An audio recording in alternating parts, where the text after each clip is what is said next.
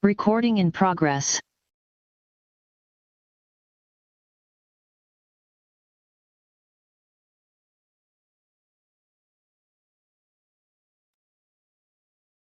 Good afternoon. I welcome all members who have logged into the virtual mini-plenary session. Let's firstly observe a moment of silent prayer or meditation.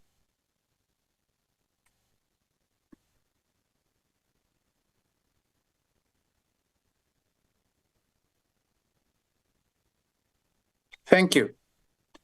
Honourable members, before we proceed, I would like to remind you that the virtual mini-plenary is deemed to be in the precinct of Parliament and constitutes a meeting of the National Assembly for debating purposes only. In addition to the rules of virtual sittings, the rules of the National Assembly, including the rules of debate, apply. Members enjoy the same powers and privileges that apply in the sitting of the National Assembly. Members should equally note that anything said in the virtual platform is deemed to have been said to the House and may be ruled upon. All members who have logged in shall be considered to be present and are requested to mute their microphones and only unmute when recognized to speak. This is because the mics are very sensitive and will pick up noise which might disturb the attention of other members.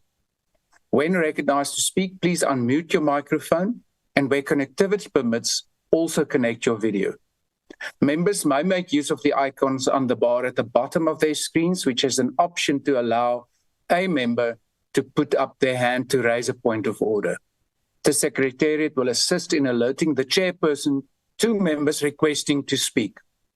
Lastly, when using the virtual system, members are urged to refrain or desist from unnecessary points of order or interjections. Honourable members, the first item on the order paper is a subject for discussion in the name of the Honourable T B Munyai on addressing the impact of substance abuse on individuals, families and communities. To introduce the debate, I recognise the Honourable Munyai. Thank you very much, House Chair. The esteemed honourable members, I'm trying to switch off my video, please. The esteemed honourable House Chairperson, esteemed honourable members of this House, fellow South Africans, good afternoon. I stand before you today to address a crisis that threatens the very soul of our nation, the scourge of substance abuse. It is not merely a health issue or a criminal justice issue. It is a profound socioeconomic challenge that undermines our economy, our healthcare system, our families, and a cohesion of our communities. It is a crisis that transcends race, class, gender, and geography, from our blistering cities to rural areas, affecting the rich and the poor, the young and the old. The scale and complexities of the challenge demand that all hands in the deck so that we confront the substance abuse with clarity and agency. The substance abuse manifests in many forms: illicit drugs, alcohol, misuse of prescription medication, behavioral addiction such as gambling and pornography. This diversity complicates our response, but makes our resolve all the more critical more than ever before. The toll on our nation is staggering. Economic and substance abuse drains billions of rands annually through the loss of productivity, absenteeism, workplace accidents, and entrenched unemployment, poverty, and inequality. Our healthcare infrastructure systems bears the unbearable burden, treating injuries and overdoses, infectious disease like TB, HIV and AIDS, and chronic illness linked to substance use. This demand that we divert precious resources from our vital healthcare needs. And remember, with respect to health, substance abuse contributes to highest mortality and morbidity. Despite this progressive national healthcare insurance, we have to make sure that we stop this scourge. Socially, substance abuse fuels violent crime, gangs-based violence, including the femicide. It shatters the families and erodes foundation of our society. Our children pay heavy price. Poor academic performance, school dropouts, neglect, and exposure to the abuse. They are the silent victims of the crisis we have to confront, carrying the scars that can last a lifetime. Communities suffer erosion of social cohesion. Trust disappears, residents retreat in fear, local economics collapse, the spirits of Ubuntu and the very essence of our shared humanity is suffocated. The nature of this threat evolved. It is no longer confined on illegal drugs alone. Rampant alcohol abuse remains deeply entrenched, with many households spending disproportionately on alcohol despite widespread poverty. This misuse of prescription medication and the rise of the behavioral addiction add to further complexities. The proliferation of the cheap and new psychoactive substance and porous borders exacerbate the crisis, making it a national emergency of unprecedented scale. One of the gravest barriers we face is the stigma surrounding the addiction. This stigma isolates our people, forcing our people into shadows, fearful of judgment and rejection. The stigma prevents thousands from seeking the help they desperately need, perpetuating the cycles of addictions filled with despair. We must confront this stigma, apathy, and the understanding and recognize addiction as a healthcare condition deserving a care, not condemnation. The department has brought hope to our people in practically combating the scourge of substance abuse, and this they continue to respond through adopted comprehensive, coordinated, and compassionate strategy guided by Prevention and Treatment of Substance Abuse Act and the National Drug Master Plan. The demand reduction, it is critical. The implementation of evidence-based scientific prevention programs are helpful to our victims. The Kimoja program impacted over 150,000 where victims really walks free of drugs today or from substance abuse. The universal prevention curriculum stuck the reality of our society. With regard to supply reduction, law enforcement agencies disrupt illegal drug trafficking and controls the availability of harmful substance, working tirelessly to curb the supply chain. But the challenges remains, as you are aware. We must therefore continue to work with the Central Drug Authority, which we know through them, the Provincial Substance Abuse Forum, and the local drug action committees align with the efforts of the 21 government departments and civil society. I have also the department have also established the Interministerial Committee to tackle the interlinked crisis of substance abuse and the gender-based violence, reaffirming our commitment or the ANC commitment of to integrate solution. The government action alone is not enough. It is a national challenge that requires every South African across all political party spectrum commitment. We must break the stigma and replace judgment with empathy, creating safe space for those struggling to seek help. We must protect our children as families and community and as a nation, yielding them from the neglect and the abuse and providing the safe haven. We must reclaim our communities through reviving the spirit of Ubuntu, fostering trust and reporting crime, and supporting local initiatives that often affect our youth with alternative hope as presented by government. In closing, Honorable House Chairperson, the fight against substance abuse is the fight against the soul of South Africa. It is a fight for economy. It is a fight for our healthcare, our children, and our future. It is a difficult path, but one we must walk together with resolve, as I said earlier, and compassion and unity. Let us build South Africa where every individual is valued, every family is supported, and we must make sure that we build safe society full of opportunity. South Africa free from shackles of addiction. Let us get to work together. I thank you. Thank you, Honorable Munyai. The next speaker is the Honorable Mtsweni.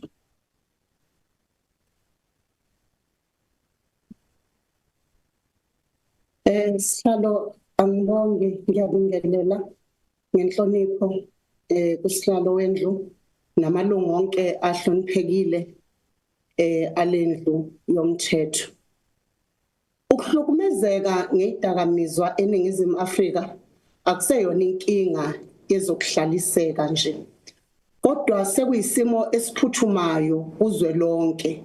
Asikhulumi lapha ngeinamba nje emaphepheni, kodwa sikhuluma ngeingane eziquleka imihla ngemihla emagumbini okufundela. Omama bangcwaba amadodana namadodakazi abo ngenxa yezidakamizwa. Imiphakathi iya ngokuphela ngenxa yezidakamizwa. Ukufa kwabantu abasha abama-21 enyobeni kwangeyona ingozi nje, kodwa kukhona ubudedengu lapha bukahulumeni oshaya imithetho abese engakwenzi uqiniseke ekuphoqe ukuthi iyagcinwa iyalandelwa leyo mthetho leyo. Izikole sezaphenduka izinkundla zempi. How can you play? Izikole sezaphenduka izinkundla zempi lapho abafundi bezungezwe ama-drugs, udlame nezibhamu. Iyona into esibonayo leyo imihla ngemihla. umnyango wezempilo unencindezi enkulu yokusetshenziswa kwemshanguzo ngenxa ukuthi abantu abangene kuma drugs bagcina bephazamiseka nasemqondweni kuphinde futhi kusebenziseke kabi nemshanguzo lena yokuthiba igciwane lengculazi ngenxa yayo njalo indaba yeyidakamizwa ngaleso sikhathi inhlelo zokuhlunyeleliswa kwemilo kanye nokunciphisa umonakalo asixhaswa ngokwezimali futhi azinakiwe umuntu ogcina engene kwidakamizwa uyisulu salokho kwenzeka ezweni ngoba akuyena okhiqiza idakamizwa futhi akuyena oyidayisayo umuntu ogcina engene kwidakamizwa ugcina elimele nengqondo ngenxa yeyidakamizwa umuntu ogcina engene kwizidakamizwa uyahlukumezeka ngokomqondo alahlekelwe impilo yakhe izifo ezahlukahlukene emzimbeni bayeke nokufunda ezikoleni noma sebeseyikhungweni zemfundo ephakeme balahlekelwa imisebenzi bagcine behleli emgwaqweni beyinto enganakwe umuntu kodwa labo bantu bayizisulu zokuvulwa kwamasango uhulumeni awavulileyo okungena ngawo ama-drugs ubusuku nemini ezweni lakithi okwenza ukuthi bangaphephi futhi abakwazi ukuyivikela kuleyo nto leyo ngokwemndeni imndeni isihlukumezeke kakhulu ngendaba yeyidakamizwa imndeni yahlukumezeka imndeni ukushawa ukubulawa ukudlwengulwa kwabantu besifazane kanye nezingane kuyimphumela yeyidakamizwa kuningi ukulahlekelwa okwenziwe izidakamizwa ngoba ongene kwizidakamizwa akakwazi ukucabangela umndeni wakhe udayisa konke abenakho ekhaya ngenxa ukuthi ufuna lezi zidakamizwa masiye emphakathini umphakathi uhlukumezeke kakhulu ngenxa yedakamizwa iminyango yamaphoyisa kanye nezobulungiswa bajaha ukubamba umuntu oyisisulu ngaleso sikhathi abakhiqizi nabadayisi beyidakamizwa banethezekile abanayo inkinga futhi baxhumene nabantu abayizikhulu baxhumene nezikhulu zamaphoyisa baxhumene futhi nabantu abayizikhulu nabantu abakuyipolitiki bahlangene kubulawa indlensundu isifundazwe saseKapa lapha okuphethe khona iDA abantu babulawa usuku nosuku ubusuku nemini akunandaba ukuthi umuntu lo bulawayo ungathi kubulawa isilwane ngenxa yeyidakamizwa idakamizwa ibulela isizwe idakamizwa zibulele abaholi bakusasa idakamizwa zibulele abantu ebebezoholizwe abaholi bezwe idakamizwa zibulele opresident idakamizwa ibulele osocience idakamizwa zibulele othisha nodokotela nabahlengazi ungabala bonke bafelela lapha idakamizwa ibulela abefundisi bakusasa akekho umuntu obeshumayela eqondisa umuntu kusasa ngenxa yeyidakamizwa idakamizwa zisibulalela amakhosana namakhosazana emndenini yethu idakamizwa zibaqedile abantwana bethu ucwaningo liyakhombisa ukuthi abasemandleni abazuzayo woncuwankulu abazuzayo ngenxa yedakamizwa umbuzo uthi uma uhulumeni engazuzi ngeyidakamizwa pho ababoshwa ngani abakhiqizi nabadayisi beyidakamizwa ngoba izwe lakithi licebile emkhakheni yokuvikela sinamaphoyisa ayinhlobo ngenhlobo sinamaphoyisa ahamba phansi emhlabathini sinamaphoyisa ahamba emoyeni sinamaphoyisa asemanzini sinamasosha ezweni sine security strong ezweni esihleli kulo kodwa ababoshwa abakhiqizi nabadayisi beyidakamizwa umbuzo uthi ubayekeleni uhulumeni ukubabopha abakhiqizi nabadayisi beyidakamizwa idakamizwa ingena kalula ezweni lethu abayilethayo bayazi nje ukuthi kukwampunzi edle emini zidla amahlanga akekho umuntu ovikela isizwe sethu umnyango wezokuthuthukiswa komphakathi iwona bekumele uxhumane udidiyela udidiyela uhlelo ebeluzosiza kwizidakamizwa kodwa bahlulekile ukwakha amakomiti okwenza lo msebenzi lo. Lena akuyona inkinga yezokuphatha kodwa inkinga yokwehluleka ukubusa ngokwemithetho eyiqiniso. Imithetho ikhona, inhlelo zikhona, imali ikhona, okushodayo ukwethembeka ngokusebenza ngeqiniso ngokwentando yeningi. Nonembeza umuntu nje ozoba nozwelo ukuthi namba abantu befa nasi isizwe siphela. Uma besizohola ngeqiniso ebuholini kufanele ngabe siba nonembeza wokubona amakhosana emizi. Asazi ukuthi imizi iyophathwa ubani uma sedlula lesi sizukulwane esikhona ngoba ingane zethu ziphakathi ema-drugsini, abazukulu bethu baphakathi ema-drugsini. Enye into efika ibe inkinga ukuthi singakangena eParliament njengomkhonto wesizwe, mina nje njengomfundisi besisebenza inhlakene eziningi ukwelekelela lezi ngane ezicindezelwa ama-drugs ukuthi ziphume ema-drugsini. Kodwa kukhuni ngisho ukubafaka ezikhungweni zokuhlumelelisa imilo la okuthiwa khona ama-rehab.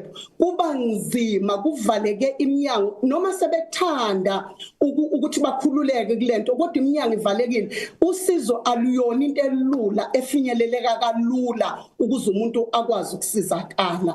Bekufanele kube khona umuntu ononembeza ukuthi isizwe lesesifayo yikusasa leli lifayo. Sebephenduka indenda ngaphansi kwamabridge bayizinto ezingcolileyo ezidabukisayo ezisusa ubuhlungu. Kungani bengaboshwa abakhiqizi nabadayisi beyidakamizwa bese kwelekelelwa izisulu okungama victims? Angithokoze Sihlalo.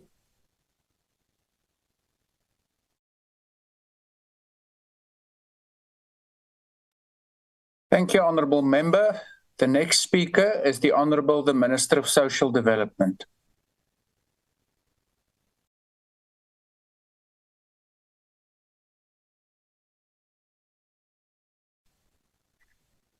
Honourable Chairperson, honourable members of this House and fellow South Africans, I thank Comrade Honourable T B Munyai for tabling this motion, which is a timely reminder for all of us to remain vigilant and continue combating the scourge of illicit drugs as a national priority. Honourable Chair, South Africa is becoming an attractive market for the growing global illicit drug cartels. Chairperson, on a point of order, we cannot hear the Minister. Yeah, Honourable Van Zyl, she's audible on my side, so maybe the issue is on your side. Honourable Minister, please continue. Honourable members, maybe try and improve the audio quality on your side. And Honourable Minister, if you can come any closer to the microphone, but you're quite audible on my side. Thank you, Honourable. Before I continue, Honourable Van Zyl, in future, please raise your virtual hand to draw my attention.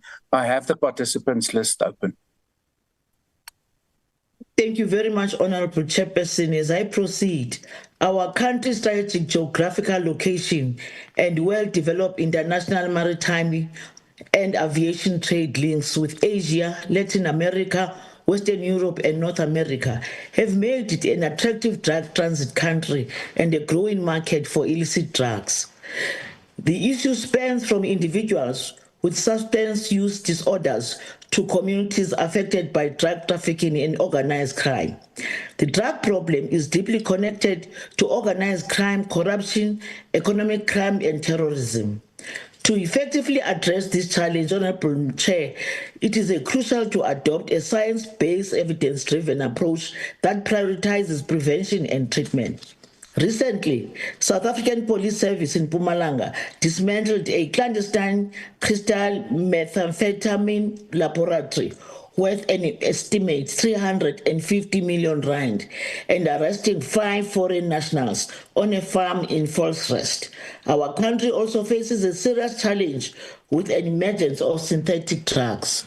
In the face of this growing national challenge, our government has adopted a whole-of-government and society response, combining public health initiatives, international cooperation, in strengthening of public health initiative.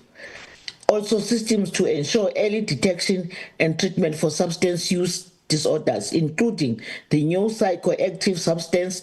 These efforts, Honorable Chair, are coordinated under the Prevention and Treatment for Substance Abuse Act number 70 of 2008 and guided by the National Drug Master Plan, a blueprint strategic document focusing on 7 priority goals. These include demand reduction through prevention and treatment, supply reduction through law enforcement, control of drugs for medical and scientific use, identifying new psychoactive substance governance and accountability, data collection and research, and economic development. These goals provide the framework for all of government and all of society to act in unison. At the national level, our response is led by Central Drug Authority, an advisory body comprising of 21 key national departments, entities, and civil society organizations to ensure that our work is multi-sectoral, intergovernmental, and fully coordinated across society. Each of the participating departments is expected to develop a mini master drug plan in line with their co-legislative mandate. In our goal to reduce demand drugs, we have established the Provincial Substance Abuse Forums, which coordinates all key stakeholders in each of the 9 provinces to ensure a multi-sectoral approach in the implementation of the National Drug Master Plan.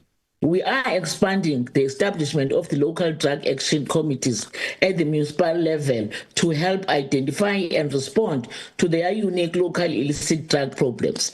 This is to ensure that efforts to combat illicit drugs at local level are incorporated in the integrated development plans and the district development model.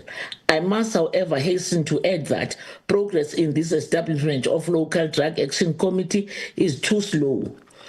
Local Drug Action Committee are the critical link in the chain ensuring that National Drug Master Plan is translated into concrete action. I therefore take this opportunity to appeal to the South African Local Government Association to join us in ensuring that municipalities across the country are in the forefront in our national effort to build substance-free communities. We must join hands as a collective and act with a sense of urgency, unity, and unwavering resolve to turn against illicit drug ravaging our communities. Honorable Chair, we know that substance use does not exist in isolation. It interacts with and often fuels other social ills. Most notable is gender-based violence and femicide. In this regard, we welcome President Cyril Ramaphosa's recent decision to establish the Interministerial Committee on Gender-Based Violence and Substance Abuse, which will ensure accountability and alignment between our substance use and gender-based violence national responses. Our first line of defense is prevention so that our young people fully understand the dangers of substance abuse. It is in this regard that we are currently rolling out prevention programs through the Universal Prevention Curriculum, which includes a dedicated module focused on preventing substance abuse among school-going children and empowering educators and school governing bodies. We have also partnered with civil society organizations such as SANCA and community-based organizations to ensure that young people out of the school system are not left behind. Through our partnership with the Department of Higher Education and Training, we have reached over 10,000 students in institutions of higher education and learning across the country. We continue to implement the alcohol, smoking, and substance involvement screening test and an online screening self-assessment tool. It is used for substance abuse self-screening. To date, we have reached over 3,000 students. This has been proven to be an effective given that South African youth population and their online presence. As you know, honorable members and honorable chair, young people are also heavily influenced by peer influence and environment influence. In this regard, we are implementing the Kimojo I'm Fine Without Drugs, a youth-initiated and youth-led anti-substance abuse prevention program using peer influence. This has become one of the most widely recognized anti-substance abuse campaigns in our country. Over the years, we have progressively expanded public treatment centers to all 9 provinces to assist substance users who want to turn their lives around. To date, we have 13 public treatment facilities and over 300 registered treatment centers and halfway houses that provide 4 levels of intervention: prevention, early intervention, treatment, and aftercare services. We have trained over 200 professionals working in the field of substance use disorders through universal training curricula. Local service points and regional points do intake and referral services in the main.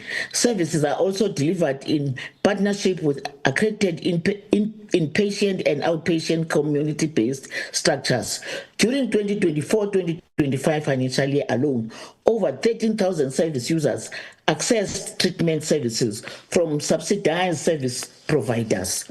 Honorable members, once we have registered some progress in expanding the availability of public treatment centers, we are confronted with the reality of mushrooming illegal treatment centers that causes more harm than good to substance users. These centers typically lack professional staff, adequate infrastructure, medical supervision, and evidence-based treatment programs. Many also operate under unsafe and unhygienic conditions, which compromises recovery and mental health of substance users who desperately need treatment services. On the regional front, we welcome the African Union's Commission's establishment of the South African Network of Traditional Leaders in Drug Demand Reduction, of which South Africa currently serves as the chair of that structure. The network integrates traditional leaders into the broader drug control framework, enhancing community-level prevention and care intervention. We will continue working with United Nations offices on drug and crime and Commission on narcotic drug to ensure that our interventions are evidence-based and adequately respond to the evolving illicit drugs problem at a national, regional, and international level. Honorable members, with the festive season upon us, I want to take this opportunity to urge parents and caregivers to remain vigilant against the so-called pens down celebration that involve binge drinking and often end in disaster for many young people, especially girls. We need to teach all our young people that it is possible to have fun without alcohol and drugs. We also call on all liquor traders, shebeens and taverns to always comply with the legislative and not put profit before people. Stop selling alcohol to underage children. As I conclude, Honorable Chair, I want to say that we have stepped up our efforts to confront the scourge of illicit drugs and associated challenges head on, but we will need to do much more given the scale of the problems in our country. Failure to act is not an option, Honorable Chair, but for us to win the war against the scourge, we need all honorable members of this House to play an active role in our constituencies and in the communities where they stay. I thank you very much, Honorable Chairperson. Thank you, Honorable Minister. The next speaker is the Honorable Masangu. Honorable Chairperson, honorable members, good afternoon. The issue before us today continues to demand our urgent attention. Its impact on ordinary South Africans deepens daily, compounded by and compounding the many social ills that confront our nation. Research from across disciplines, socioeconomic, health, education, points in one direction. The situation is worsening and the human cost is devastating. In preparing for this debate, I revisited the Department of Social Development's own work in this area. What I found was concerning. Long-standing challenges within the Central Drug Authority, the very body established to coordinate government's response to the scourge of substance and illicit drug abuse. The CDA plays a key role in the fight against substance abuse, but is still stuck in a subdirectorate, while the committee has called for its urgent freeing from this kind of constraining environment.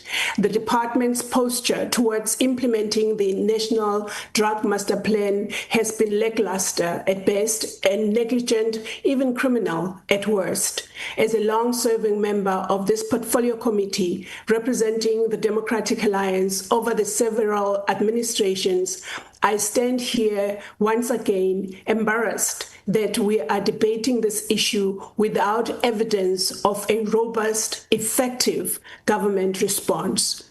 We continue to talk about substance abuse, yet the statistics speak clearly. The department is failing South Africans. When the Honourable Minister Dolashes assumed office last year, there was a glimmer of hope that she would resource the authority adequately and restore its constitutional mandate to lead this fight. But today, on the 12th of November 2025, the Central Drug Authority has not yet submitted its annual report. There has not been any explanation from the department, no accountability. Meanwhile, South Africans are struggling to overcome their addictions. The country is fighting a vicious war with no statistics on the prevalence of substance abuse in this country. How is this allowed to continue? Perhaps the title of today's debate should read "The Lack of Addressing the Impact of Substance Abuse on Individuals, Families, and Communities." Honourable Chairperson, research tells us poverty and unemployment can be both a cause and a consequence of substance abuse.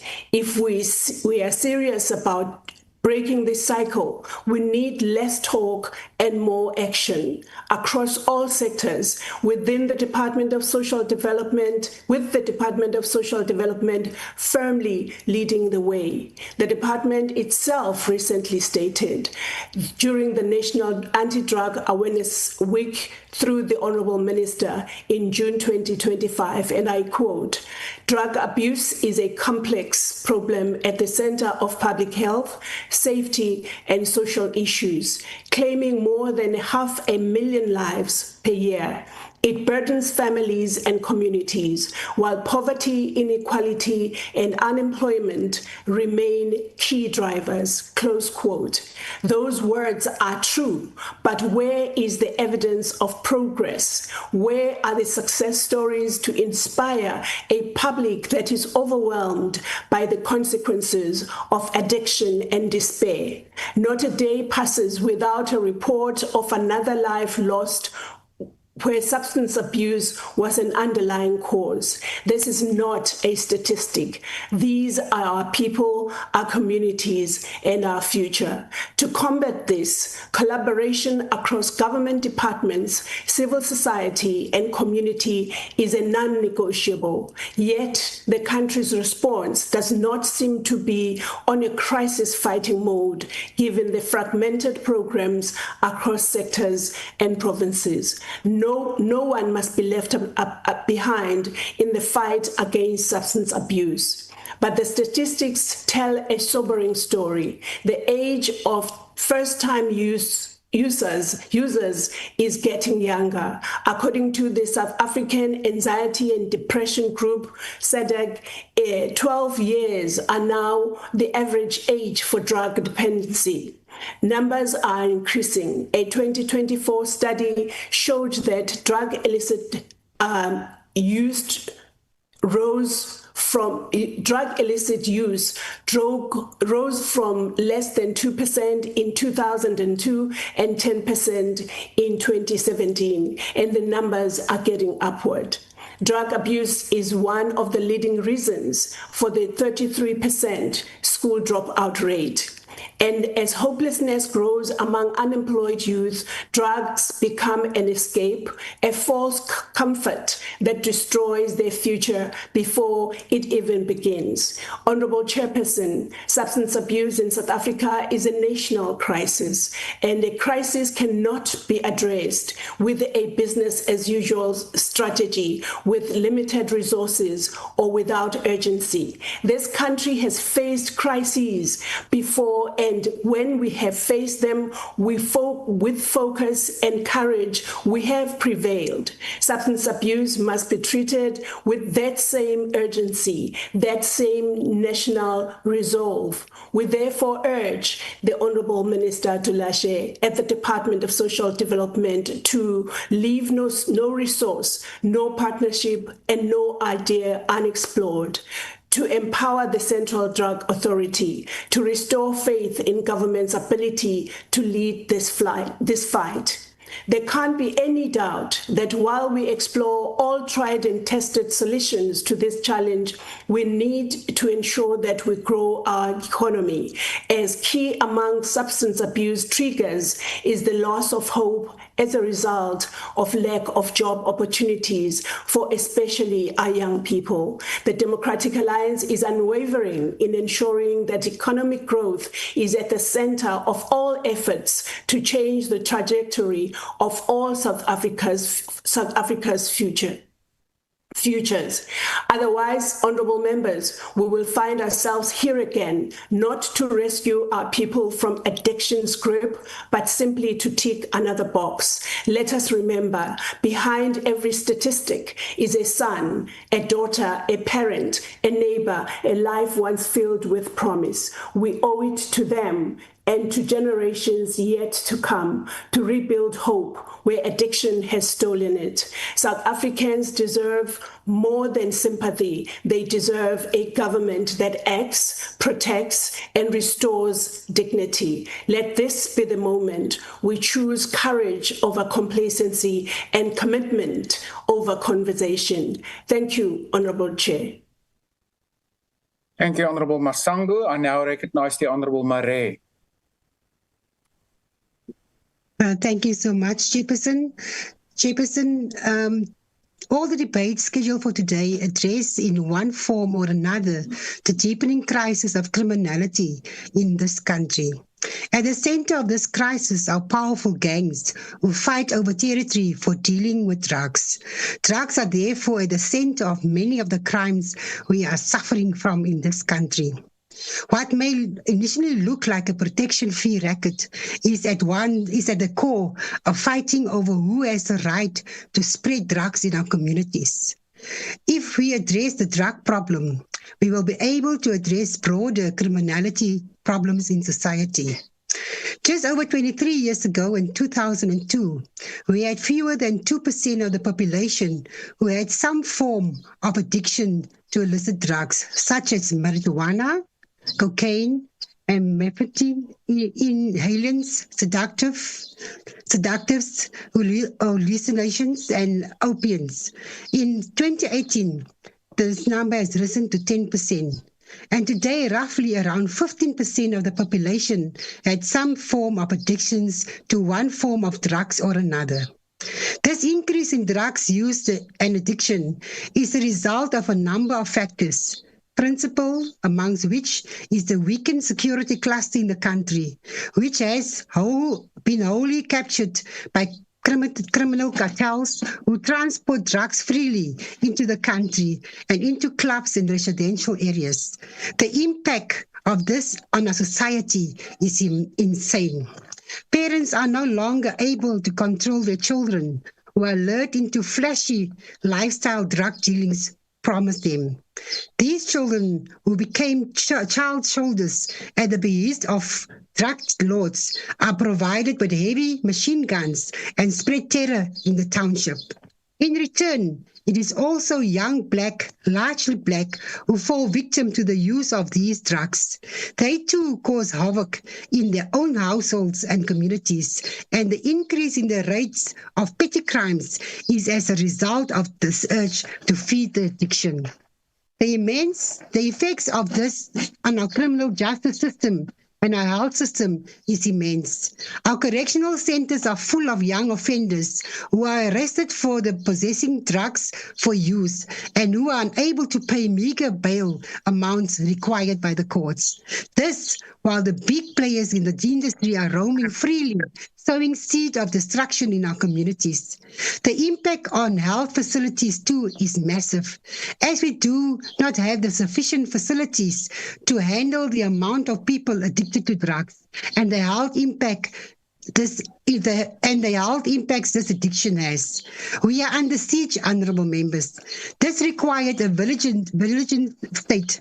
We must start with working actively to stop the entry of drugs into South Africa. We know that this entry is facilitated by corrupt law enforcement officials, so work must be intensified to vet law enforcement at the ports of entry into the countries. Family needs accessible treatment. They need rapid intervention. They need counseling to rebuild the trust that addiction destroys. They need policies that protect them from harm while still offering compassion to the person who is struggling. They need a system that does not leave them waiting while their loved ones slip further into crisis. This required a multi-pronged approach, including state players and community-based organizations. Parliament must play its role in tightening laws to provide oversight to addictive executive action. What we cannot do is to sit by and do nothing. Our children are dying on a daily basis. Mothers are crying. They are hopeless. They don't know what to do anymore. Our jails are full, and we cannot do this to our children. We have failed our children and our youth, and this parliament must come up with the proper law and action on how we're going to curb this abuse of drugs. Because as you can see, it is big cartels, drug cartels, that is ruining our communities and our children. Thank you, Chairperson. Thank you, Honourable Marais. The next speaker is the Honourable Nkobo. Thank you, Honourable Chairperson. Substance abuse has quietly become one of the most destructive forces in our country. In every township, village, and city corner, there are people trapped in addiction, families torn apart, and communities living in fear. Honourable Chair, the problem transcends beyond people taking drugs or drinking too much. It is about what happens around them, the broken homes, the lost jobs, and the young people whose dreams are stolen before they even begin. Many families are watching helplessly as addiction turns their sons and daughters into strangers. We are seeing more school dropout, more petty crimes, and domestic violence cases rising daily. This is true cause of this crisis. The DSD's report in 2024 shows that more than 70% of patients in state rehabilitation centers are under the age of 35. This highlights that the youth is the most affected. Young people are turning to drugs because they see no other way to cope. Addiction becomes an escape from trauma and the reality of unemployment. Our public rehabilitation centers are overstretched. Families often wait months for repair, and in some areas, there are no facilities at all. Some travel long distances just to get their loved ones help, and when they turn home, they find that there is no support to keep that recovery going. We also cannot ignore how alcohol abuse affects families. It fuels violence, deepens poverty, and drains little income many households have. An August 2025 poll found that 60% of reported GBV cases involved a male partner who had been drinking. This evidence strongly supports alcohol use as a risk factor. The impact is felt most by children. Children who go to bed hungry, who drop out of school, or who grow up without stability because a parent is caught in addiction. Honourable Chairperson, we must respond to this crisis with decisive action, not just policy on paper.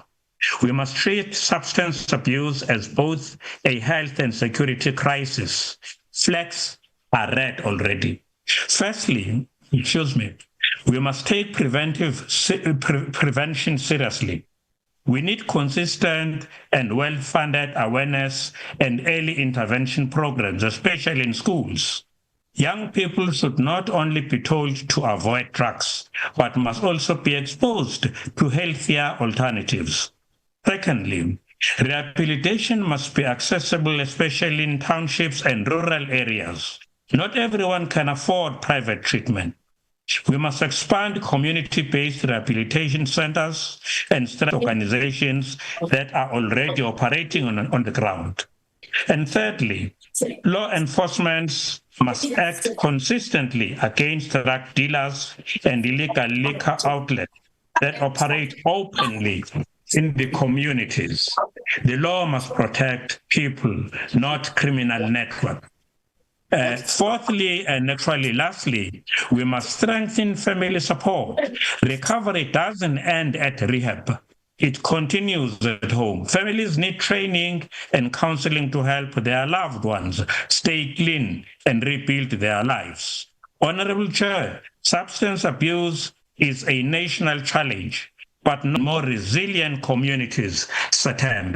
Thank you very much, Chair. Thank you, Honourable Member. I now recognise the Honourable Peters. Thank you, Chair. May I leave my video off due to connectivity? Yes, you're welcome, Honourable Member. Honourable Chair, honourable members, substance abuse has been plaguing our communities for decades, and as the years go by, the problem only seems to worsen. The number of young people using these substances continues to grow at an alarming rate. More and more of our children are dropping out of school because they see no hope for their future. They watch those who have completed matric and even those with qualifications still sitting at home with no jobs and no opportunities. Honourable Peters, my apologies, but will you just pause for a moment? Honourable members, please remain on mute unless you're recognised to speak. It is interfering with the speech. Honourable Peters, my apologies. Please continue. Thank you, Chair. This hopelessness drives them into the arms of drugs and gangs, a cycle that is destroying our youth and tearing apart our communities. Honourable members, the abuse of these substances does not exist in isolation. Poverty and social ills are directly linked to the rise in GBV and gangsterism, where our children are being recruited, manipulated, and turned against one another.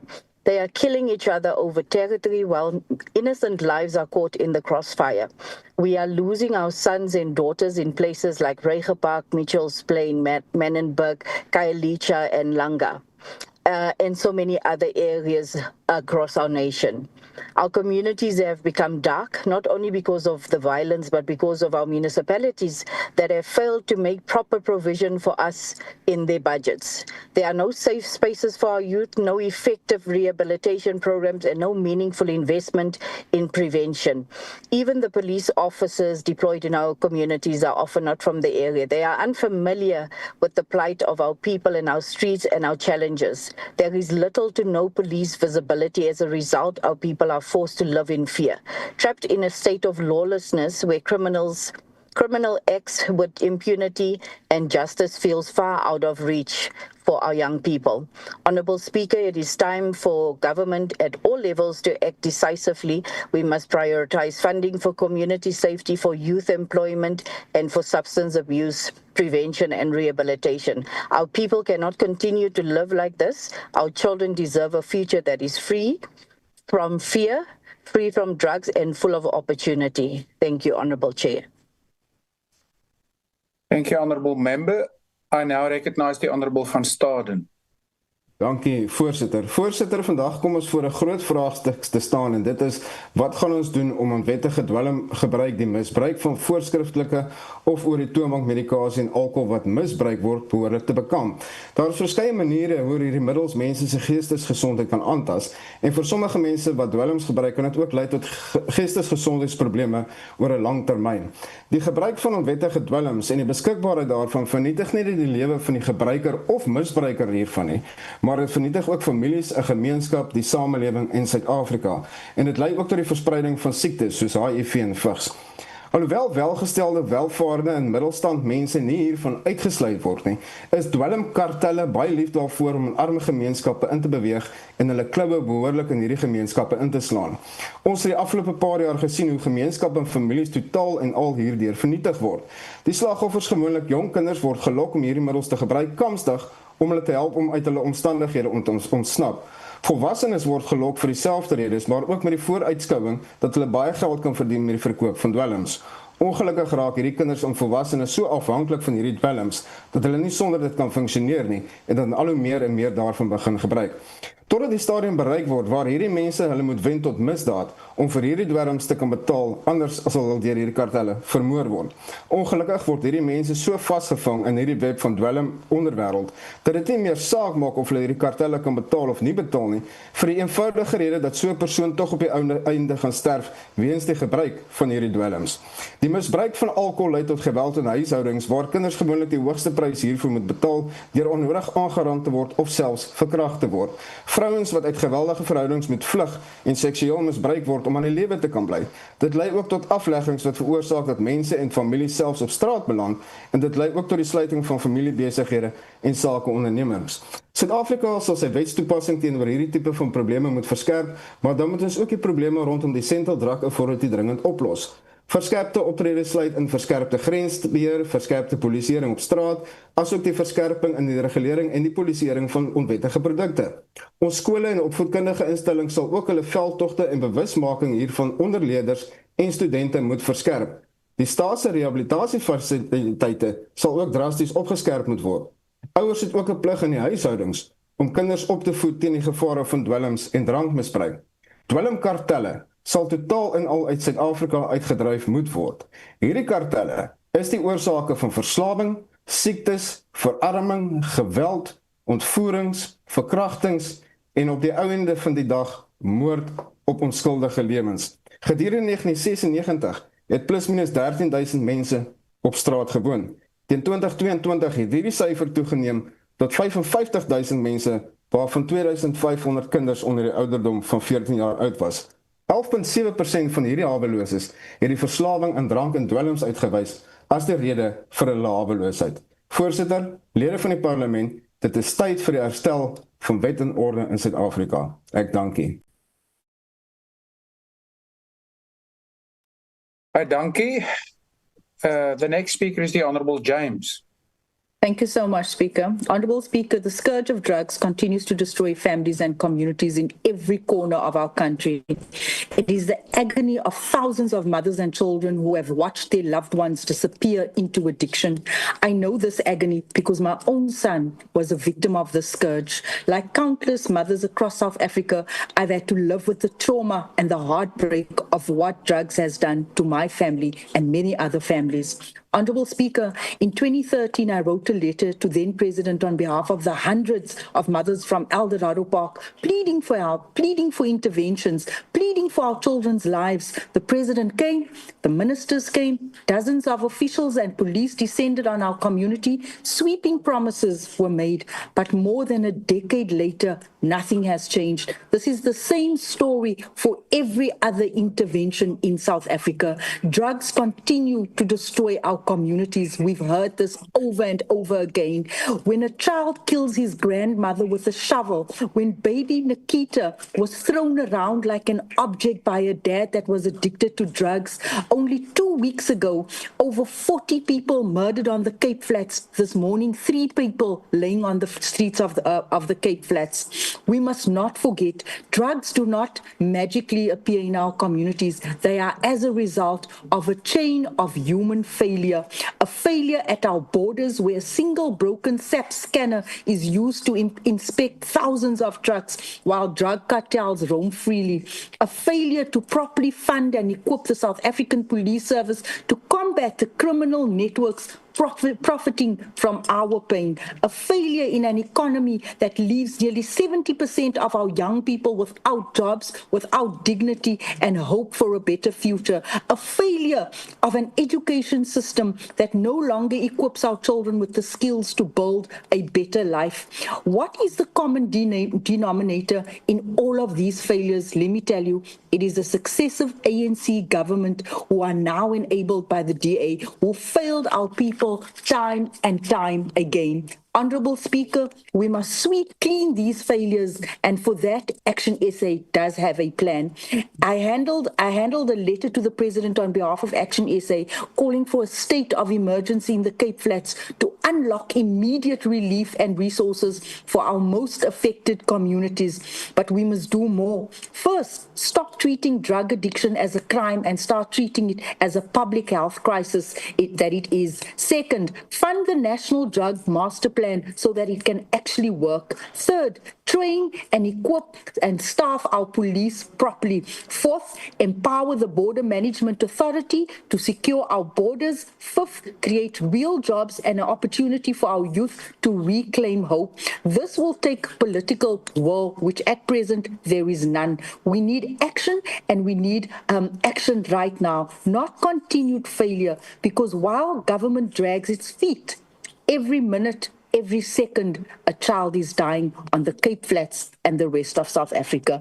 Our families are broken, torn apart because of this government's failure to act. I thank you. Time for promise is over. Thank you, Honourable James. The next speaker is the Honourable Kwankwa.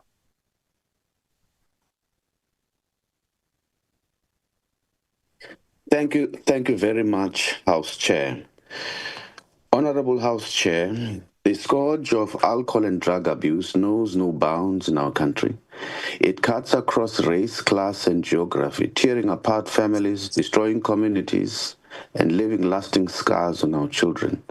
Its consequences ripple through society, fueling violence, gender-based violence, and femicide.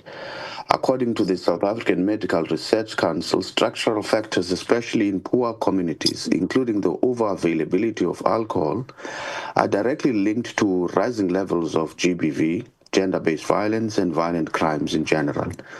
In many communities, there are more taverns than there are schools and churches, and some of these taverns in particular becomes a hub for the sale of drugs, in particular to young people.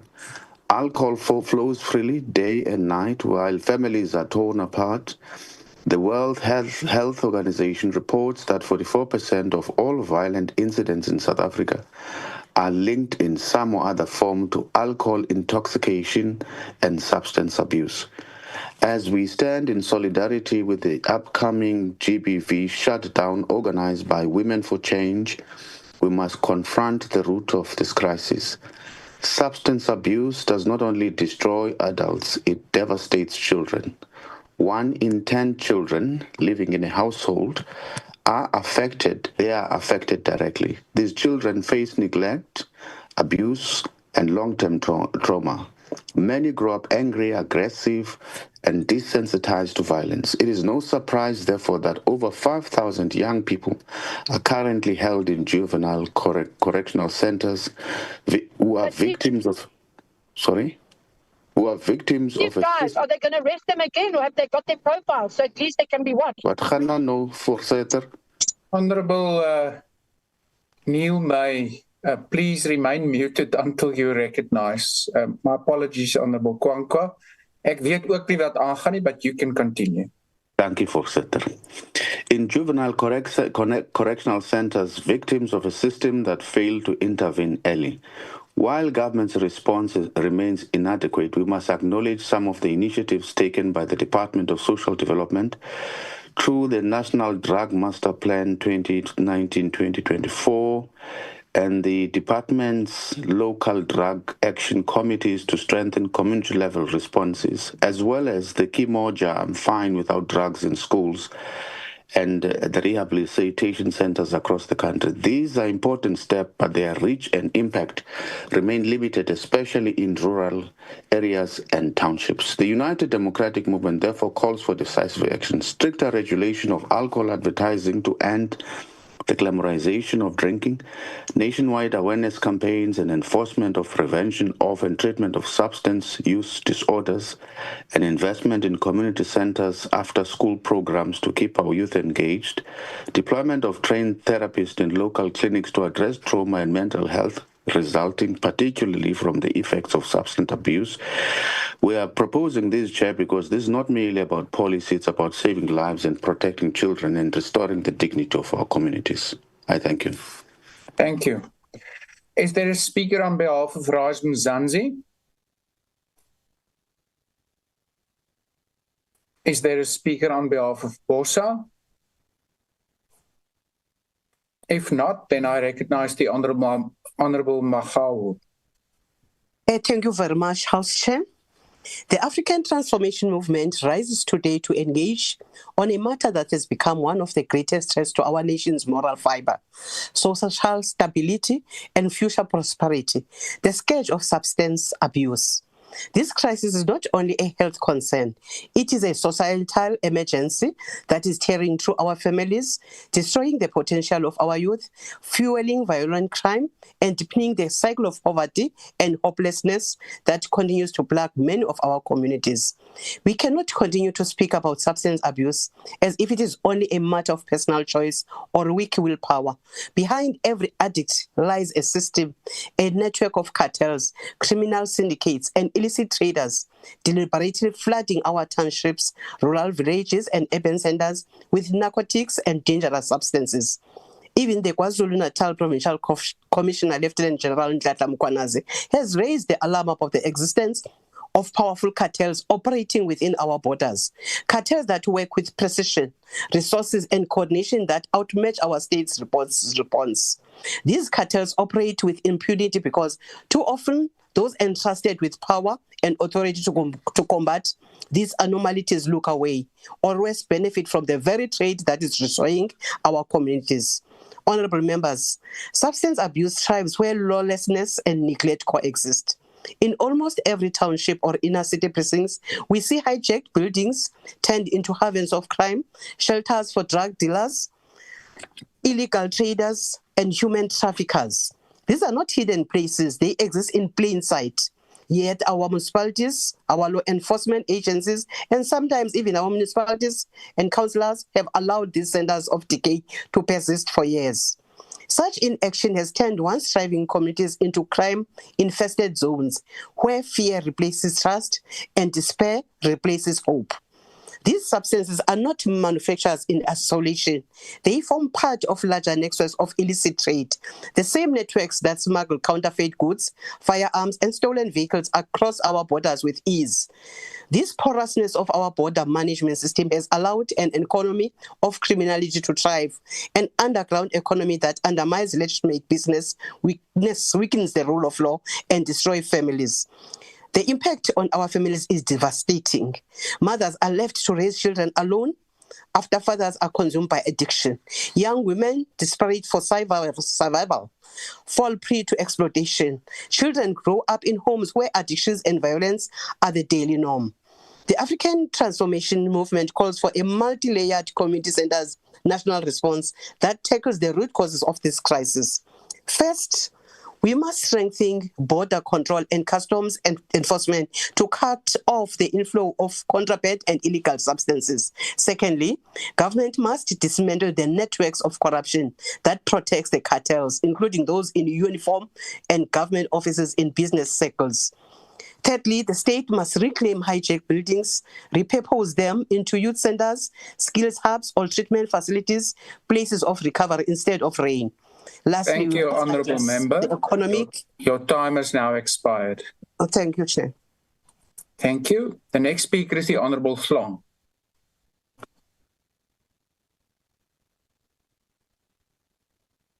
Honourable Chairperson, honourable members, I rise to address a crisis that threatens the foundation of our democratic project, the systematic destruction of our youth through substance abuse. This matter demands urgent attention as it undermines our constitutional commitment to building a society based on equality, dignity, the advancement of human rights. The Nyaope epidemic ravaging townships and informal settlements represents one of the most devastating social crises facing our communities.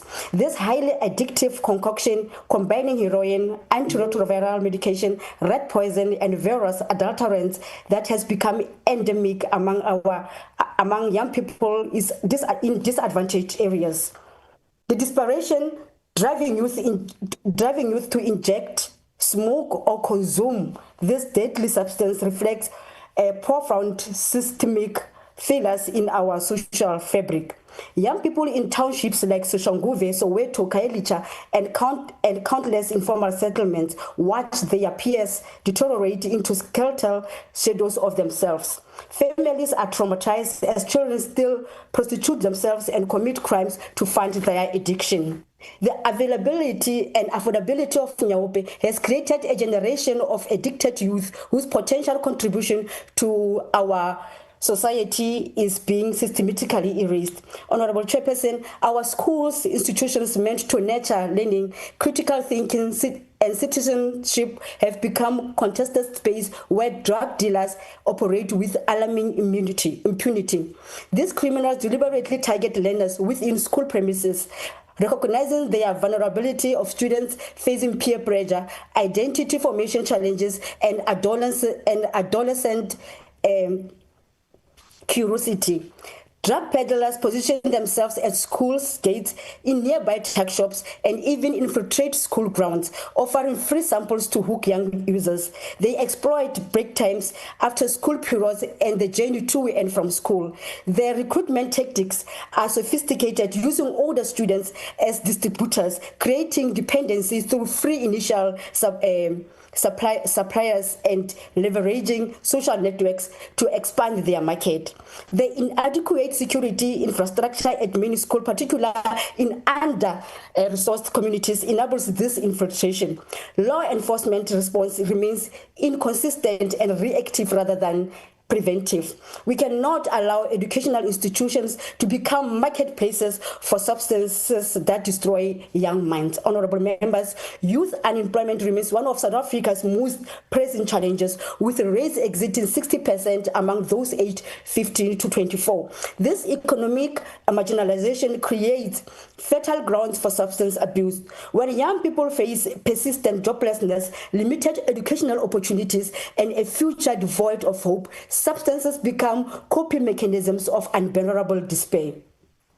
The connection between economic exclusion and substance abuse is undeniable. Youth without access to the formal economy, without decent work, entrepreneurial opportunities, or pathways to economic participation experience profound alienation. Substance use provides temporary escape from pain of feeling surplus to society's requirements. Our youth development programs must address both immediate substance abuse challenges and underlying economic conditions that makes addiction an attractive escape. When we examine the impact of social media, we see as destructive normalization. Digital platforms have become powerful vehicles for normalizing substance abuse. Social media influencers showcase drug use as glamorous, recreational, and consequence-free entertainment. Young people scrolling through Instagram, TikTok, and other platforms encounter constant imaginary of substance consumptions portrayed as sophisticated, adventurous, or rebellious self-expression. This digital peer pressure operates 24 hours, creating environments where refusal to participate in substance use appears boring or unsophisticated. The algorithm amplify this content, creating echo chambers that undermine prevention messaging and parental guidance. Young people receive thousands of micro messages daily suggesting that substance use is normal, desirable, and without serious consequences. We must develop comprehensive digital literacy programs and regulatory frameworks that protect young people from from predatory marketing and addictive substances through social media platforms. Above all, honorable members, we need to investigate in positive alternatives. The inadequate investment in youth sports, recreation, cultural programs, and community facilities leaves young people without constructive activities. Positive PM groups or structured engagement opportunities. The Department of Sports, Arts and Culture must prioritize creating accessible quality programs in townships and in informal settlement. Sports clubs, arts programs, cultural activities, and recreational facilities provide protective factors against substance abuse. They build discipline, teamwork, leadership skills, and belonging. They give young people something to aspire to, communities to belong to, and identities beyond unemployment and marginalization.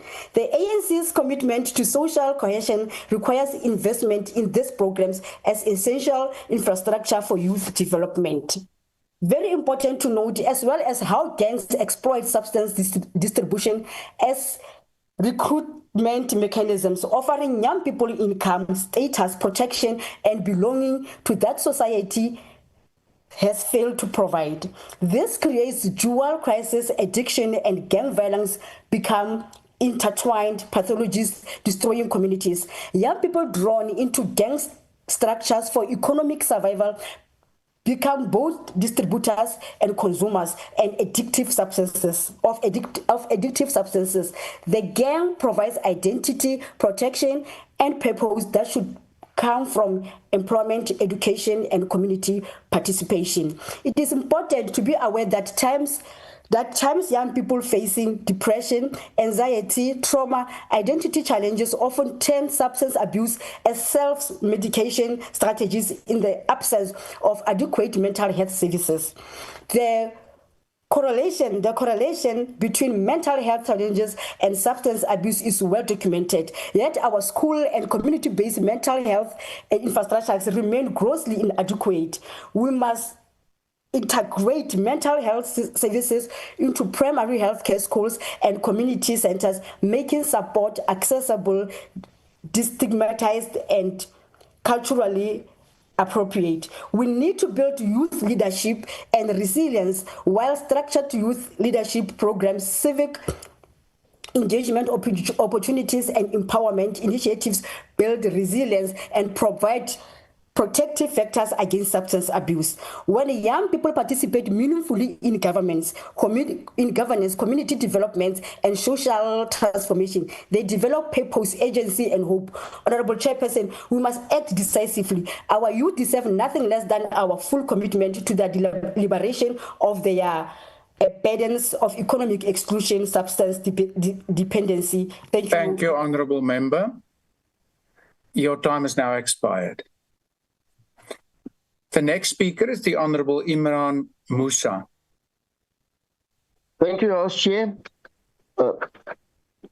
Honorable Minister, substance abuse is at an all-time high, with an estimate of 15% of the South African population having a substance abuse problem. Many factors such as genetics, environmental factors influence an individual's likelihood to abuse substances. However, studies show that substance abuse remains an increasing problem, affecting individuals and impacting families in all communities across South Africa. Al-Jamaa highlights the ripple effect caused by the negative impact of substance abuse on the individual, which extends to their families, the wider community, and ultimately negatively impacting society as a whole. Al-Jamaa notes the increasing strain on the healthcare system caused by the physical and mental impact of substance abuse, domestic violence, gender-based violence, neglect of children, road fatalities, together with operating specialized rehabilitation management centers. The growth of this enriching drug trade, crime, gangsterism, violence, and killings put strain on police and security, with 60% of crime being related to substance abuse. That's a huge amount. Furthermore, the economic implications caused by substance abuse and the financial burdens placed on families and communities create an even higher demand for social development and welfare services. We are also seeing a rise in cases of children using violence with their own family members and vulnerable parents who are mostly receiving SASSA grants and forcing them to hand over their grant monies to support their addictions. The leader of Al-Jama, Deputy Minister of Department of Social Development, Honorable Muhammad Hanif Hendricks, said the 5-year master drug plan will have to focus on prevention and stronger oversight, and that there must be a new generation free of drugs because of these prevention strategies. Al-Jama stands firmly for a drug-free, substance abuse-free South Africa. Government must pressurize municipalities to effectively shut down drug dens and close down shebeens, eradicating the drug trade. Government must also ensure that the allocated budget is spent on preventative strategies based on scientific evidence to effectively address the negative impact of substance abuse in South Africa. Let us ensure that these enriching drug cartels are eradicated. Let us end the scourge of drugs within our societies. Let us muscle up to eradicate the scourge that is looming in our midst. Thank you so much. Thank you, Honourable Member. Is there a speaker on behalf of the NCC in this debate? Is there a speaker on behalf of the PIC? If not, then I recognize the Honourable Mahlatsi.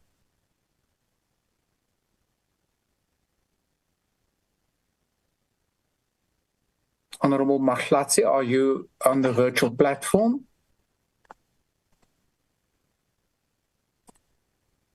It would seem not. Then I call on Good.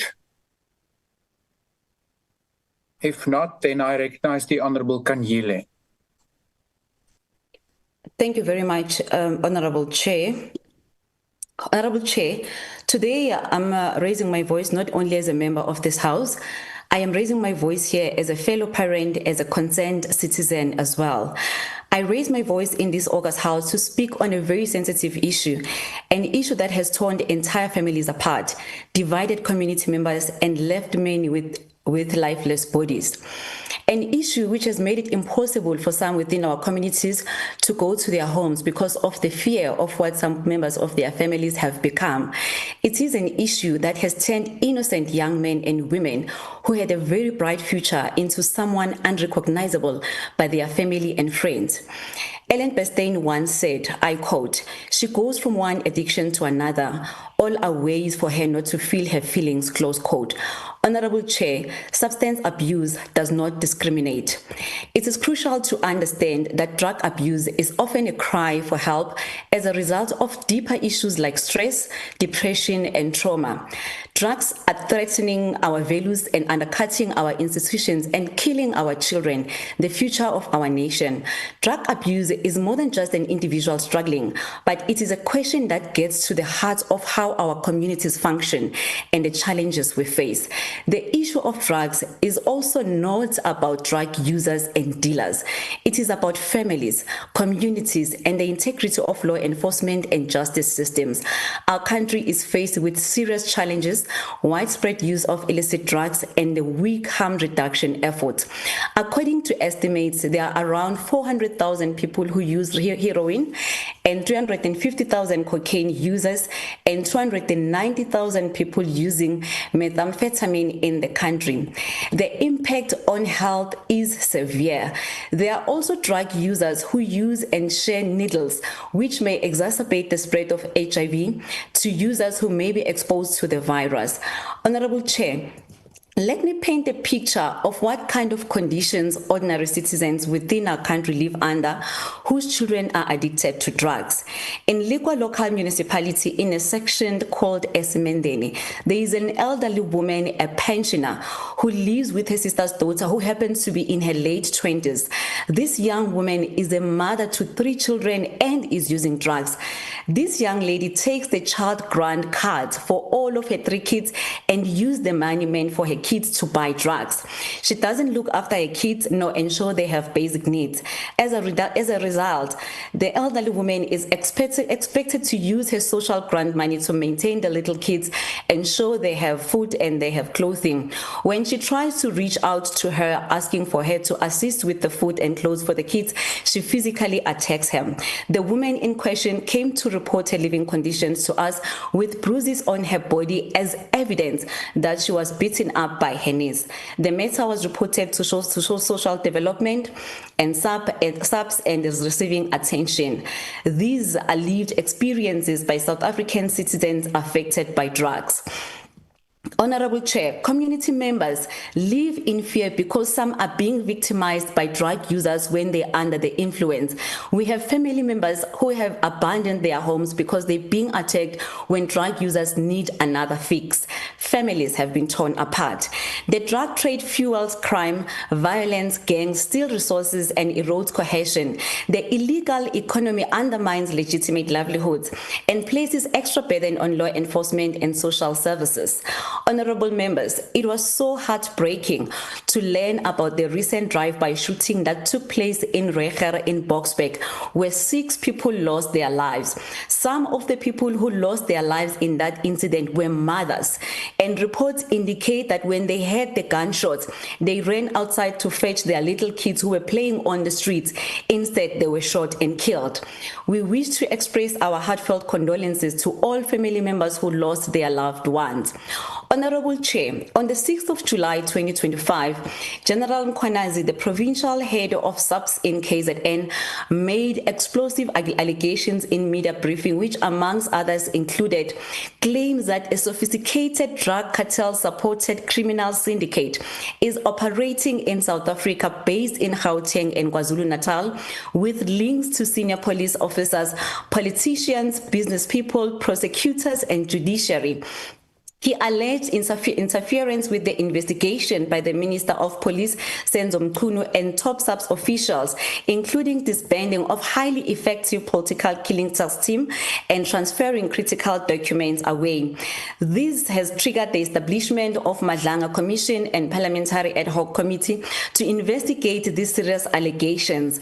Though we have listened to damning testimonies by a number of witnesses who have appeared in either or both structures that was established, it is concerning to observe that there isn't much action on the ground to ensure that drug dealers are put behind bars. Drug users know drug dealers where they are, and there's a high chances that SAPS in various municipalities know who the drug dealers within their areas are, but are reluctant to make arrests. Honorable members, sadly also on the 18th of October, Mr. Raymond Khoza, who was a police officer, was shot and killed after he warned a drug seller to stop selling drugs. This is a clear demonstration that drug dealers have taken over our communities and they now think they are untouchable because they have been allowed to get away with crime for far too long. Honorable Chair, to address the issue of drug within our communities, we will need to allocate more resources to community-based prevention programs, youth education, provide fully funded rehabilitation centers, ensure police prosecution services operate within maximum independence and transparency. Allegations of cartel infiltrations must be investigated. Lifestyle audits must be conducted on senior SAPS members. Protection of whistleblowers must be enforced. Honorable Chair, we have also observed that children from parents that are using drugs and alcohol are more likely to face neglect and abuse, as we have learned with shock about the disappearance of Jocelyn Smith, who to date have not been found, and various reports indicate that investigation associated with her disappearance with her parents is using drugs. With call on SAPS to ensure they rid our street of drugs and protect our young people and our country, I thank you. Thank you, Honourable Member. Honourable Munyai, it's now your opportunity to respond to the debate. Thank you very much, House Chair. I will refuse to turn this debate into an ad hoc committee no Matlanga Commission. Honorable House Chair, there are those, let me firstly address the demystification of the myth by some of the honorable members about accountability. Because they claim that there's no accountability, but they are members of the DSD Portfolio Committee. Unless honorable members don't know their legislative mandate, nor their responsibilities or roles as enshrined in the Constitution. Honorable members claim that there's no legislative policy to deal with the prevention and treatment of substance abuse. I can refer members to the Act number 70 of 2008 relating to the prevention and treatment of substance abuse, which mandate the Department of Social Development to develop programs and support initiatives aiming at prevention and treatment of substance abuse. Honorable House Chair, I must say that the issue of the substance drug abuse requires all of us, government, all of government as a whole and society as a whole, to work together to move forward with resolve to make sure that we address the scourge of substance abuse. Mphathi Sihlalo, umphakathi usikhethe ngokusithemba. Ingakho ke isifundazwe ngesifundazwe sineyikhungo kuhlumeliswa ngezimpilo ezi-13 lakho ke kubonakalisa ukuthi umsebenzi omkhulu wokuzikhandla kukahulumeni okhokhelwa ukhongolose ulekelela umphakathi kwisidakamiswa ngaloko sihlalo abantu bakithi bayazi abantu abathembekile bona umsebenzi uyazikhulumela kungakho ngithi nakukhetho luzayo nikhethe ikhongolose ngoba ithembekile abantu bayakhalaza bathi there's a porous borders.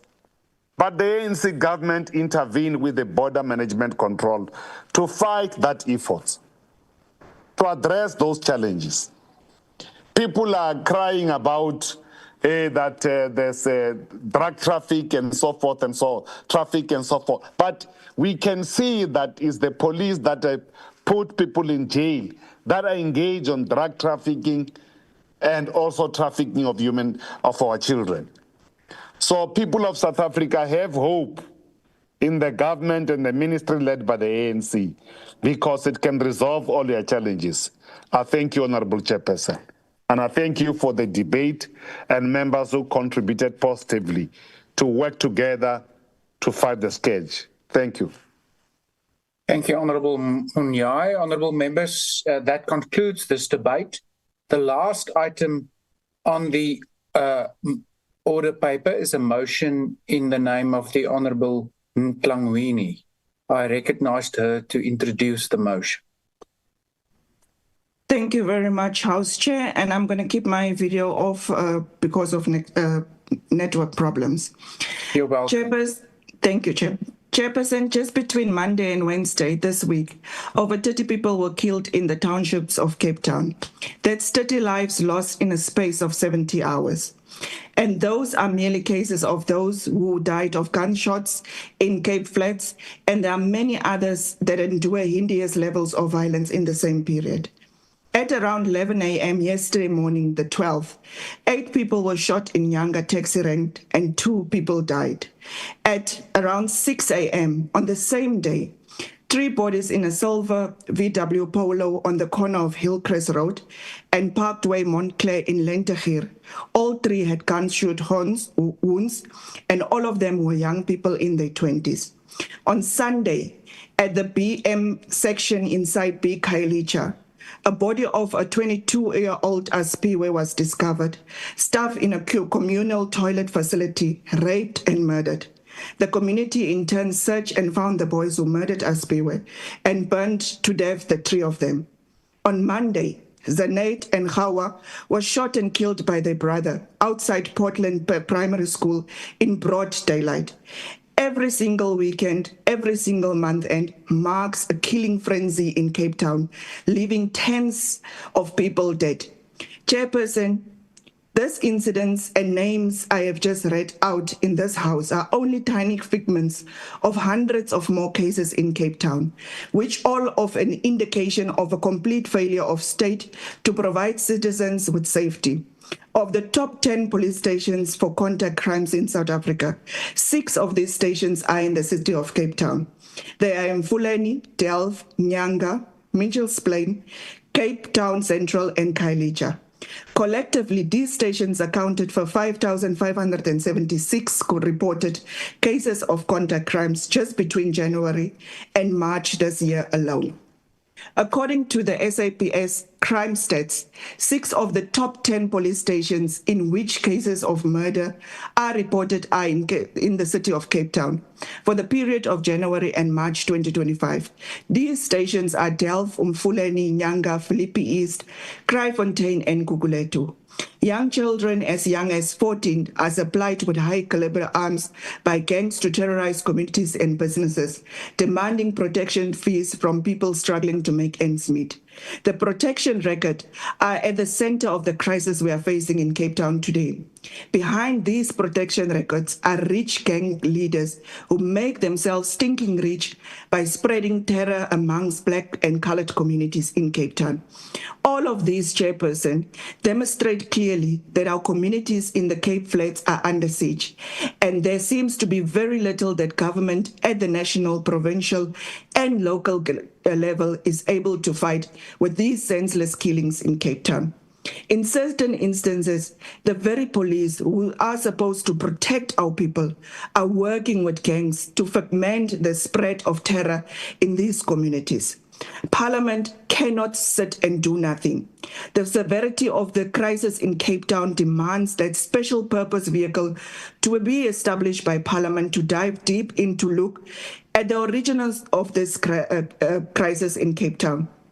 To this end, honorable members, we plead with you to support the establishment of an ad hoc committee as per the terms of our draft resolution. This ad hoc committee must consult with all stakeholders and all communities affected by these senseless murders and come up with a tangible solution to the problems and the murderous crimes in Cape Town. Enough is enough. Kom ons staan saam. Thank you, Chair.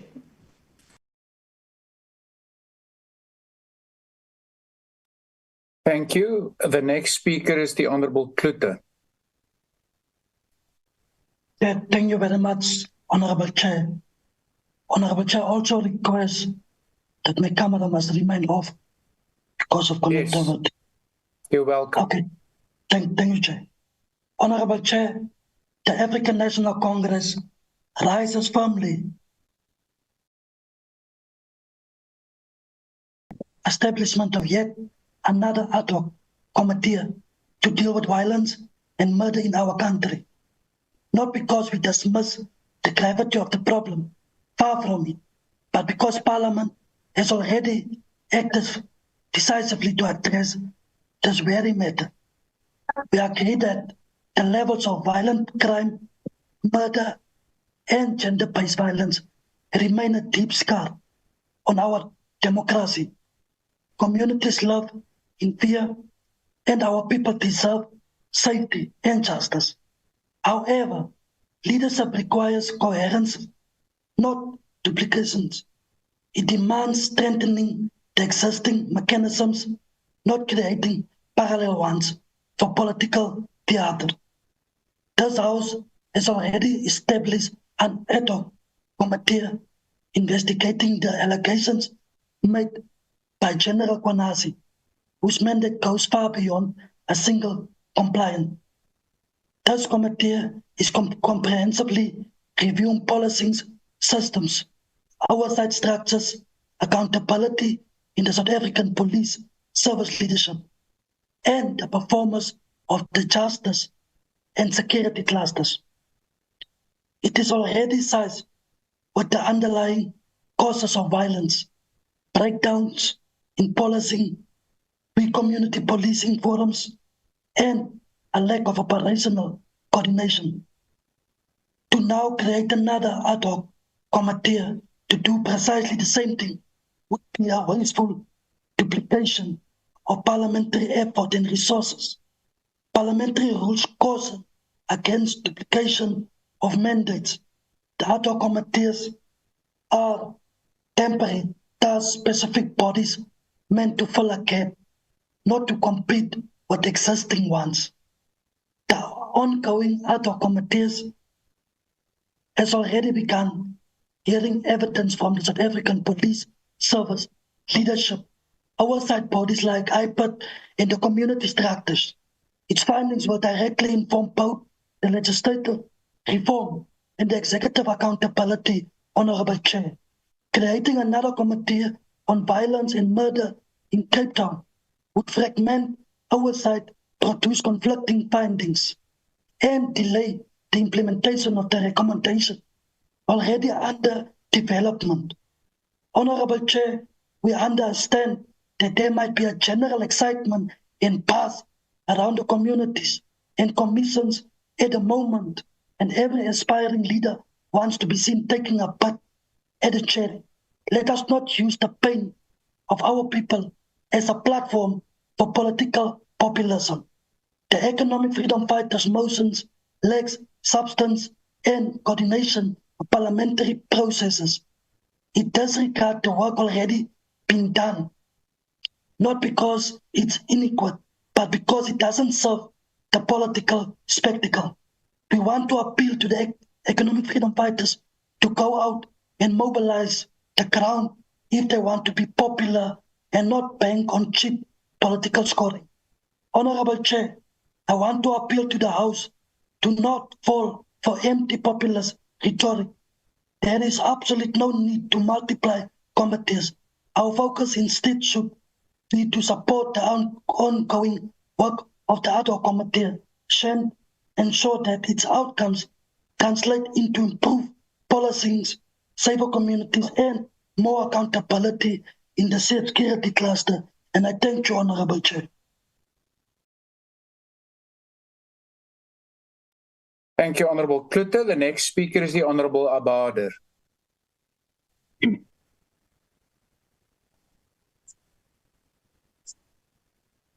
Good afternoon, Chair.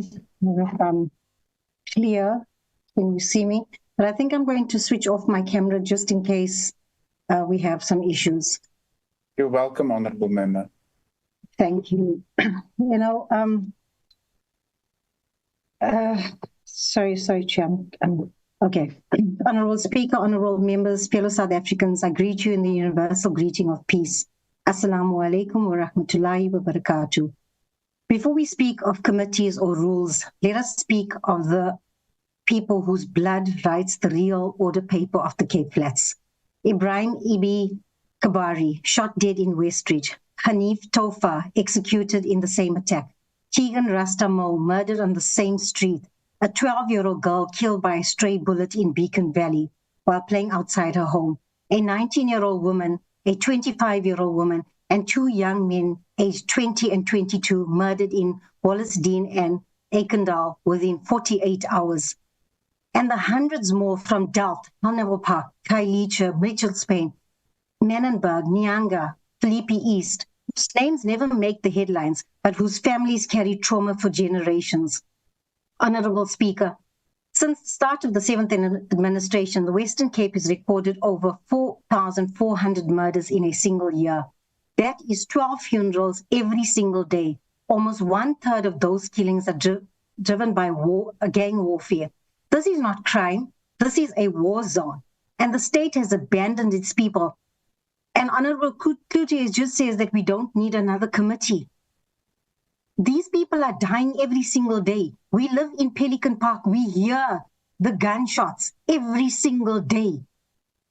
I cannot understand how we say that we don't need and that everything is being sorted out. This is just beneath me. I cannot get my head around this. The depth of the crisis, what our communities live through, it is not only deaths, it is a full social collapse. The crisis in schools, Honorable Speaker, gang violence has turned schools into battlegrounds. More than 130 schools were forced to close in 2024 due to nearby shootings. Dropout rates in the areas like Philippi East have more than doubled since 2022. Teachers in Menenberg start the school day with safety drills, not lessons. At least 22 teachers have sought counseling for gang-related PTSD. Children in Daf can identify gunshots before they can read. How is this possible? What future can grow in a classroom where children hide under desks? The crisis in local businesses. The township economy is collapsing. Over 1,000 extortion cases were recorded in 2024 alone. More than 40% of small businesses in some Cape Flat areas have shut down because of extortion. Taxi ranks, spaza shops, construction sites, and even RDP housing projects are being run by gang structures. Business owners in Nyanga and Kailicha pay more in protection tax than their municipal rates. Every closed shop is a job lost and a victory for gangs. The crisis in places of worship, the violence has reached even the sacred. At least 8 churches in Delft, Menenberg, and Bishop Levers were robbed or attacked during services. Pastors now preach behind locked gates. 2 pastors in Hanover Park were threatened for refusing to pay protection fees. In Bishop Levers, bullets tore through a church wall during choir practice. Soup kitchens have shut down after repeated robberies. And after everything that we are going through in this country, a soup kitchen gets closed down because of a robbery. When places of worship become targets, society is in free fall. The collapse of policing. Let us speak the truth. Police stations in the Cape Flats operate with broken vehicles, outdated radios, and short-staffed shifts. In Delft and Menenberg, there is 1 police officer for every 500 residents, and I've spoken about this before.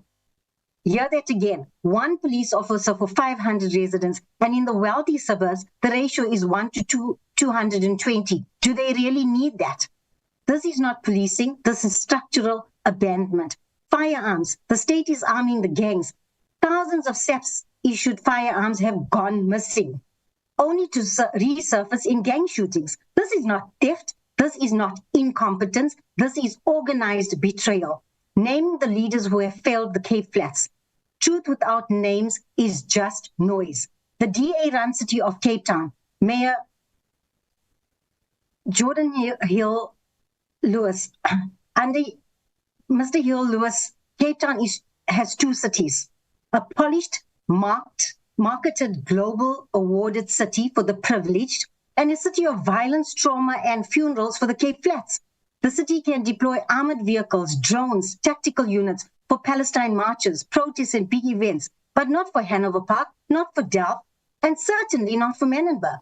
The hypocrisy is breathtaking. The DA-run Western Cape, Premier Ellen Windey. Premier Ellen Windey presides over a province that calls itself best run. But our people see, and as MK Party, we see you. Schools closing from the gang warfare, hospitals overwhelmed by gunshot wounds, your youth development centers closing, extortion syndicates controlling entire communities. Best for who, Premier Windey? Best for which South Africans? The foreigners? The GNU, confusion, collapse, and cowardice. The GNU promised stability. Instead, it delivered national paralysis. Suspended Minister Senzo Mkuno oversaw the collapse of anti-gang unit, firearm leakages, and allegations of criminal collusion. Acting Minister Firoz Kachalia admitted publicly that South Africa has no national plan to fight violent crime.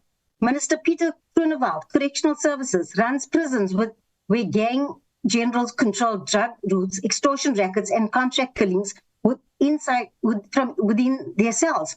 If correctional services are compromised, the streets are already lost. Why must we establish this ad hoc committee? This crisis cannot be solved by the national government alone, the DA province alone, the DA city alone. All three have failed spectacularly. Only Parliament can intervene with constitutional authority. The committee must investigate the causes and drivers of violent crime, expose failures at national, provincial, and municipal levels, hold public hearings across the Cape Flats, review the legislative framework for policing and justice, investigate the roles and failures of Mayor Hill Lewis, Premier Alan Winde, suspended Minister Senzo Nkunu, Acting Minister Firoz Kachalia, Minister Peter Groenewald, investigate SAP's firearm leakages into gangs, investigate coordination failures between the DA city, DA province, and the GNU, produce enforceable recommendations, not suggestions. This committee must not be symbolic, it must be a turning point. In conclusion, Honourable Speaker, if this Parliament fails to act today, then let us be brutally honest with the country.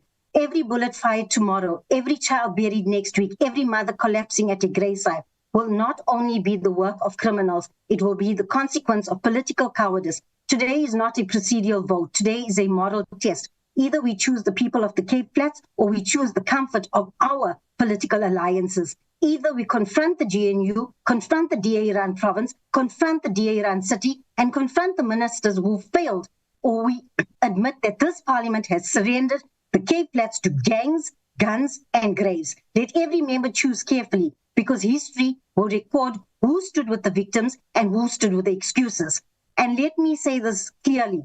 This is the last warning. The people of the Cape Flats cannot survive another decade of empty promises, political spin, and leaders who appear only for ribbon cuttings and press conferences. If this Parliament fails today, the people will not forget, they will not forgive, and they will not be fooled again. The MK party will not be spectators to slaughter. We will stand with the people in Parliament, in the streets, and in every arena where justice demands a voice. Let it be recorded in this House. The blood of the Cape Flats is on the hands of those who choose silence over action, comfort over courage, and politics over people. The Cape Flats is bleeding, but the Cape Flats is rising. And when they rise, they will rise knowing exactly who failed them and who fought for them.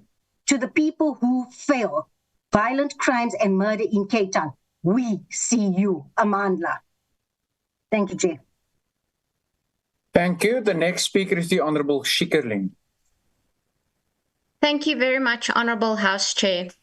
Every day in Cape Town, lives are lost to relentless waves of violent crime. In Manenberg, children duck for cover as gangs exchange gunfire.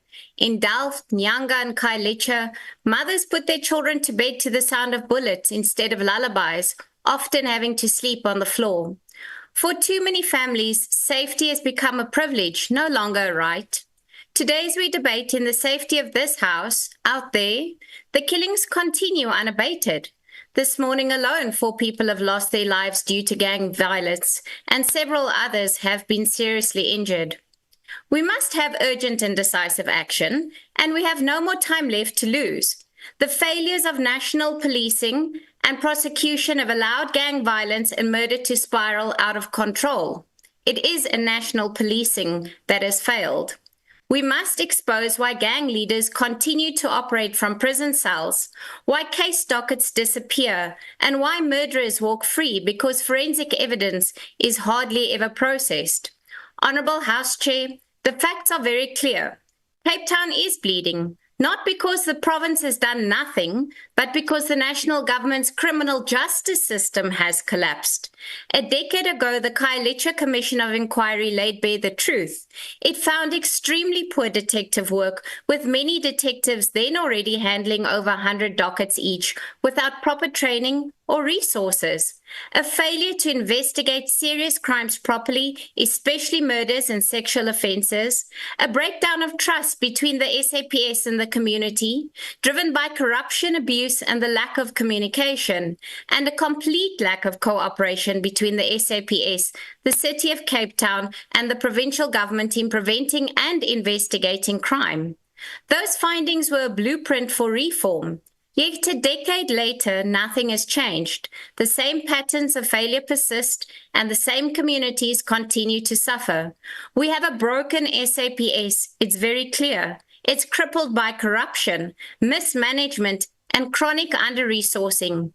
We have forensic laboratories with backlogs stretching months, sometimes years, leaving DNA and ballistic evidence untested while victims' families wait for justice. We have an MPA that fails to prosecute gang cases effectively, resulting in low conviction rates and dangerous criminals being released back into our communities daily. Yet amid this national failure, the Western Cape government and the City of Cape Town have not stood idly by, as has been said. Over the medium term, the province has committed almost 4 billion to crime prevention, including more than 1.3 billion for the Law Enforcement Advancement Plan, K9 units and reaction teams. These are not theoretical promises, Chair. They are boots on the ground. There are more than 1,200 LEAP officers deployed in 13 high murder precincts across the metro, working shoulder to shoulder with the SAPS. Since its inception, LEAP officers have made more than 30,000 arrests and removed hundreds of illegal firearms from our streets. The Western Cape Department of Police Oversight and Community Safety has further invested another 2.26 billion in safety initiatives, which include technology, evidence mapping, and neighborhood watch support. The City of Cape Town has built one of the country's most advanced metro police forces, complete with drones, data-driven deployments, and specialized units that respond within minutes. These are extraordinary efforts by provincial and local government that refuses to abandon its people, and they will not abandon their people. But they are not enough, because the SAPS continues to fail in the most basic of its national duties, investigation and prosecution. That is why we have been calling and are calling on the Acting Minister of Police to urgently grant the City of Cape Town expanded policing powers, especially in relation to DNA, ballistics and crime scene processing. The city has laboratories, the technology and the political will, but they have no legal authority. If their powers were extended, we could immediately start clearing backlogs, forensic backlogs, link firearms to multiple crime scenes, and help build prosecutable cases that are actually going to hold gang leaders accountable. Honourable members, without swift investigative work and credible prosecutions, the cycle of violence will never end. Gang leaders will keep ordering hits from behind bail, and our communities will keep burying their children while the state hides behind bureaucracy. This is not only a Western Cape crisis, it is a national disgrace. But it is here, in this city, that the consequences of failure are most visible and most devastating. But we must have answers, not into the Western Cape. We must have answers, not into what the Western Cape government has done, but into what national SAPS, the NPA and the Ministry of Police have failed to do. We must interrogate, why are there so few convictions in gang-related murder cases? Why do forensic backlogs persist despite budget allocations? Why are detectives forced to work with outdated equipment, impossible caseloads, and a massive shortage of vehicles? The people of Cape Town cannot afford more time to be wasted while blood flows in their streets daily, almost hourly. They deserve action now. Let Parliament take up its constitutional duty to demand accountability, to insist on immediate reforms, and to ensure that every victim of violent crime receives the justice that they deserve. Let us act with urgency, not bureaucracy. Let us empower those who can do the work, and let us finally restore safety, dignity, and justice to the people that so desperately need it right now. I thank you. Thank you. The next speaker is the Honourable Paulson.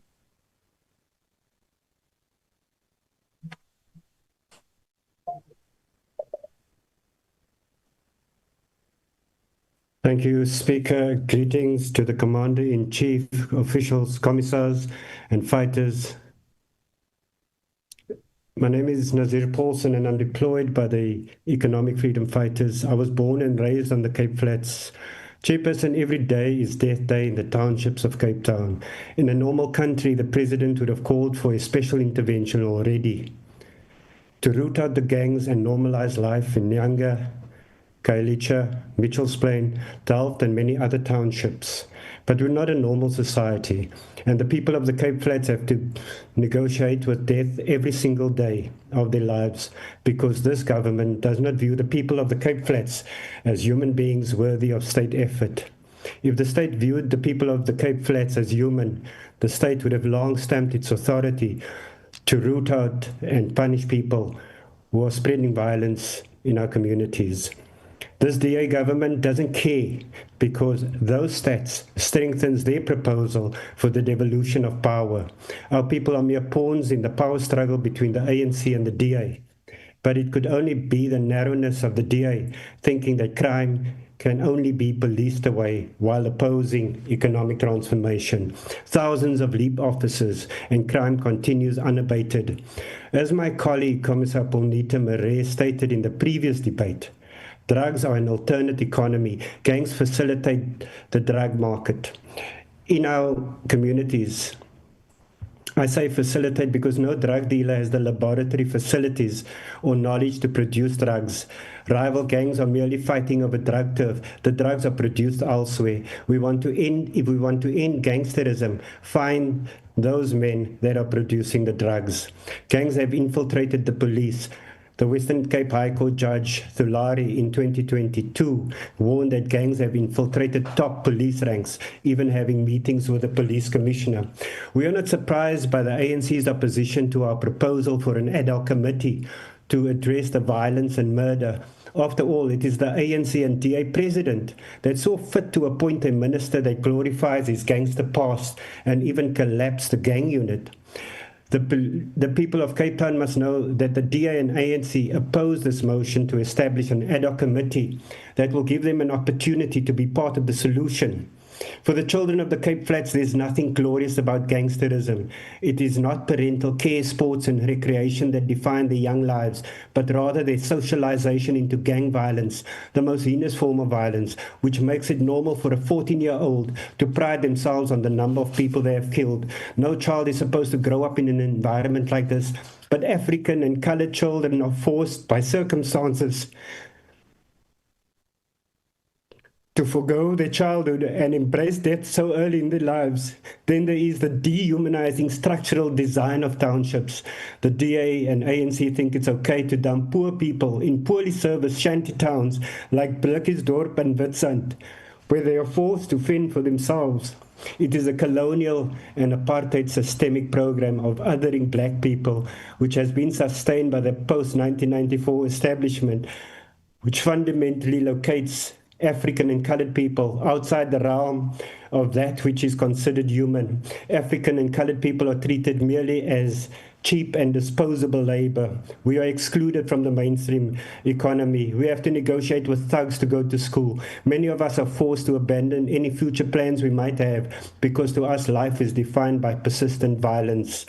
Gangs have created a parallel state in the townships, and government allows that because it is blacks who must be accountable to gangsters. In fact, the DA government here in Cape Town even awards tenders to the very gangsters that terrorize our communities.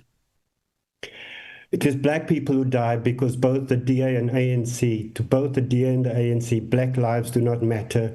The crisis on the Cape Flats demands that we address a systemic cause of the high levels of crime on the Cape Flats, where the city of Cape Town is planning further densification because the leafier areas are considered too good for African and colored people. It's dehumanizing. Our townships are already bursting at the seams. This parliament must establish the ad hoc committee to go to the people of Cape Town and allow them to tell us how we must reverse their deliberate dehumanization. Laastens, agbare voorsitter, wil ek net sê vir die mense van die Kaap, skrik wakker, die DA en die ANC voel vere vir ons. Hulle dien nie die meerderheid van die Kaapenaars nie. Baie dankie, voorsitter. Thank you, Honorable Paulson. The next speaker will be Inkosi Sebekulu. Thank you, Vice Chairperson. Ngizawucela ukungayivezi ebhayisikobho yami ngenxa yendawo engekuyona. Ubeka baba.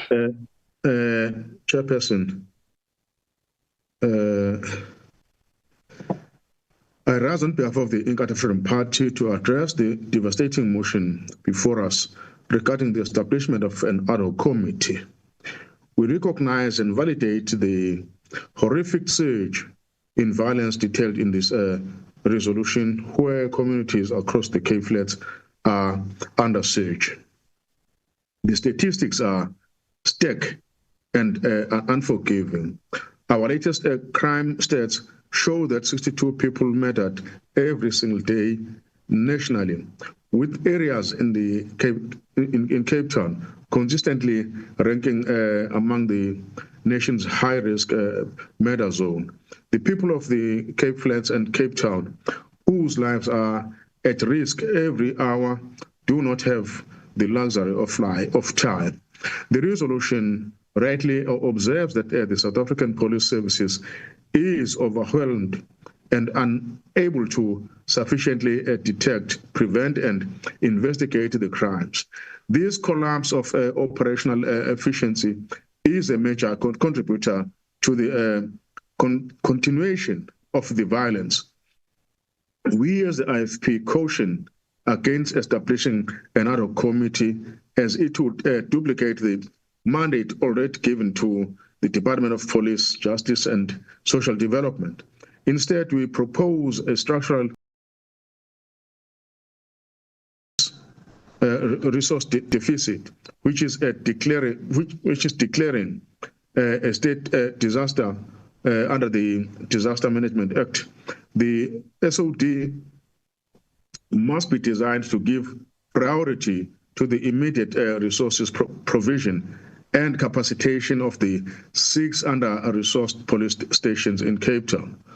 This executive mechanism must be used to roll out emergency procurement procedures to provide critical resources to the SANDF, SEPS, and Metro Police. This will ensure that the deployment skills is not merely symbolic, but a resourced, effective response that goes beyond visibility expenditure. Furthermore, furthermore, and crucially so, the SNDF, the SAPS, and Metro Police coordination must be strengthened under the SOD to establish a sustainable foundation that will prevent and solve further large-scale violence. Furthermore, we acknowledge that the lack of recreational activities in these areas is a grave social factor contributing to this crisis. Therefore, the SOD intervention must be paired with the urgent large-scale provision of recreational services and resources to bring normality and alternative positive outlets for young people. This will be in the name of trauma counseling and psychosocial support, reading and tutoring clubs, including organized sports, arts, and entertainment facilities. This provision of recreational services and support services must be compounded with the necessary security to ensure that families and school children remain safe within these newly established spaces. This dual approach will address both the symptom, a policing failure, and the cause of which is social decay. Let us be clear, this crisis is rooted in a fundamental social issue of which is this sheer loss of value for human life.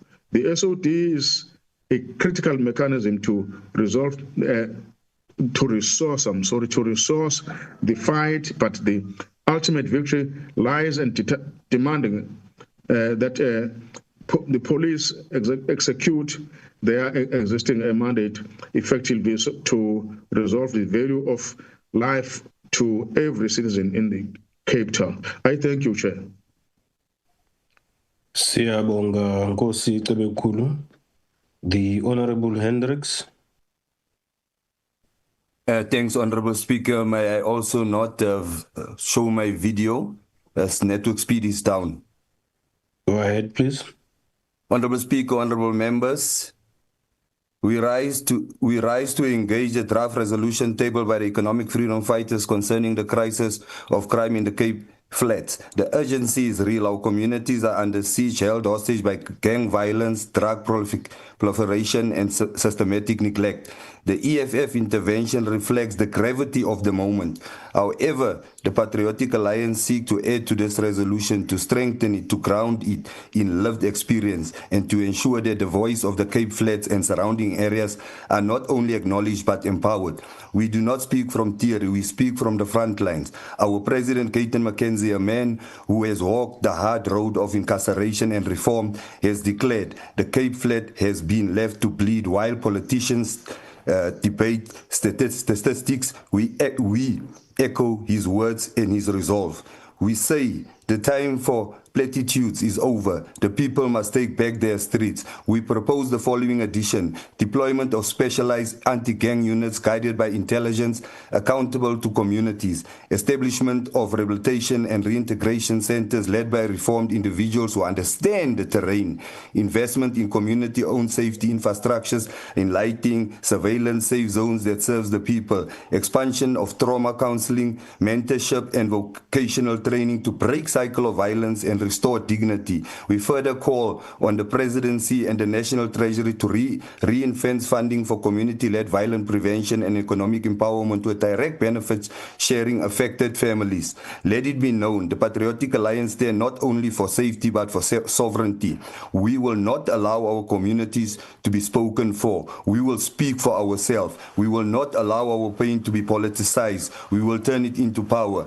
Any resolution on the Cape Flats and its surrounding areas must reflect the leadership, solutions, and lived realities of those who have endured the violence and are ready to rebuild. I thank you, Chairperson. Thank you, Honorable Member. The next speaker is Honorable Wessels.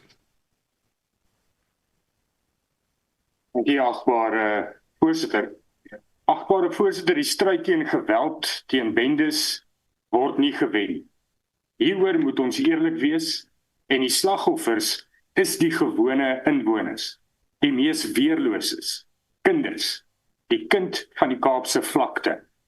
Maar die achtbare polsin is korrek. Die stryd kan nie slegs teen misdadigheid wees nie. Dit is 'n gegewe feit dat bendes floreer weens werkloosheid en 'n uiters geweldige tekort aan ekonomiese geleenthede, veral op die Kaapse vlakte. Indien nie 'n lid van 'n bende word nie, wat anders, is 'n prevalente vraag wat ons nie durf met vroom gesigte te antwoord sonder om werklik die omvang van armoede en die tekort aan geleenthede te besef nie. Dit is 'n bose kringloop, voorsitter, waar werkloosheid lei tot bendes, ontwrigting van skole dan volg, en ook die ontwrigting van die sosio-ekonomiese orde van die samelewing, en dit lei op sy beurt uit die aard van die saak tot verdere werkloosheid, tot 'n verdere tekort aan geleenthede, en dan tot nog meer uitbuiting deur bendes en nog meer weerloses wat aansluit by bendes omdat daar geen ander uitweg is nie. Die VF+ vir onsself met die voorgestelde resolusie deur die achtbare plan MINI, ons stem saam met die erns, maar verskil dat 'n ad hoc komitee die antwoord is. Eerder gesamentlike terplaatse besoeke en openbare verhore deur huidige portefeuljekomitees, onder meer die portefeuljekomitee oor polisie en die portefeuljekomitee oor onderwys. Hierdie parlement moet begin werk. Dit help nie ons probeer sy tekortkominge en sy swakhede wegsteek deur die vorming van ad hoc komitees die hele tyd nie. Komitees moet funksioneer en moet werk vir die mense wat ons verkies het. Die mense wat slagoffers van bendegeweld, van dwelms, van polisiekorrupsie en van swak regering is. Dit is wat ons veronderstel is om te doen. 'n ad hoc komitee is 'n pleisterplak. Kom ons kry die komitees van hierdie parlement om te werk, om resolusies te maak wat tot aksie lei en wat tot beveiliging en oplossings nie net vir die misdadigheid nie, maar ook die ekonomiese omstandighede van ons mense in die Kaap en op die Kaapse vlakte in besonder kan aanspreek. Ek dank u.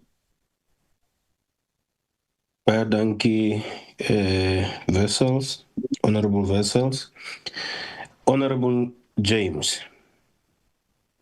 Honorable Speaker, the Cape Flats, our communities needs help now. They need help today. Just today, hours back, I received a message of 3 boys laying in the streets and pictures with their mothers laying over them, shot in their faces, multiple shots. And today we are speaking about an ad hoc committee. Just 2 weeks ago, more than 40 people were shot and killed in separate incidents across the Cape Flats. 40 lives lost in a single weekend. 40 families destroyed. Honorable Speaker, every sphere of government, from DA-led province city to the national GNU, acts as if though that this is normal. There's a complete breakdown of safety, of law and of order, and this is why Action SA has called for a state of emergency, because we cannot keep responding with half measures and photo opportunities for every revolving door of ministers who fly in from Pretoria while our people die in the streets. It is time for government to put its money where its mouth is and take a decisive action backed up by resources. The goal is immediate relief coupled with medium and long-term solutions and to restore safety and dignity to our communities. Action SA's plan is clear. We've always said it. Street by street intelligence in operation, intelligence-driven operations. Deploy our intelligence services systematically, street by street, house by house. Blanket deployments without intelligence leads to failures. A coordinated intelligence-led approach will dismantle gang structures at their root. Deploy the SANDF Defence Force. Let the SANDF relieve the pressure on the and restore calm to communities that are under siege. Law-abiding citizens should not live in fear while criminals are roaming free. A whole of government response according to the National Drug Master Plan. The crisis cannot be left to the police alone. The Department of Social Development must be deployed to rescue children exploited by gangs and drugs, while targeted school programs prevent gangsterism from claiming another generation. Specialized courts to expedite justice. During the 2010 World Cup, 56 special courts worked day and night to deal swiftly with crime. We must replicate this model in gang-ridden areas to ensure that cases are fast-tracked and gangsters are put behind bars, not back onto the streets like we currently see. Repurpose our seaters for real skills development. Instead of wasting 20 billion annually, redirect SETA funds to targeted long-term skills development for vulnerable communities. A 2013 pilot, I remember when former President Jacob Zuma was in El Dorado Park, proved that this model can actually work. It must now be scaled nationally. Breaking the cycle of poverty is key to breaking the cycle of violence and gangs. Honorable Speaker, we recognize that an ad hoc committee may help put part of the puzzle pieces together, but the people of the Cape Flats, ons kan nie wag weer vir 'n hele jaar of maande for help to come our way. We cannot wait another minute or another weekend for this government to act. Action SA is clear. It is time for excuses is over. We demand a state of emergency right now, not tomorrow, not another funeral, but today. I thank you. Thank you, Honorable Member. Honorable Members, I'm informed that the UDM, RISE, BOSA, and ATM are not on the platform, and therefore our next speaker is Honorable Sokopo from the ANC. Thank you, Honorable Chair. I would also follow suit to switch off my camera with your permission due to networks. Honorable Chair, I rise to reinforce the ANC position to oppose the motion brought by Honorable Ntlangwini asibambe kancinci umkhaya masibambe kancinci lento ezi ad hoc committees zininzi, not out of indifference but out of respect for parliamentary process and effective oversight. The existing ad hoc committee on policing and the allegation made by General Mkhwanazi has already begun addressing the following: weaknesses in crime intelligence, resource allocation to crime hotspot areas, police-community relations, and failure in leadership, accountability within SAPS. These are the very foundations of this crisis of violence and murder. To create another committee would dismantle continuity, forcing witnesses, departments, and stakeholders to duplicate submissions and testimonies before multiple bodies. And that would be a waste of time, and of course it will eat in our fiscals, and it will affect taxpayers' money.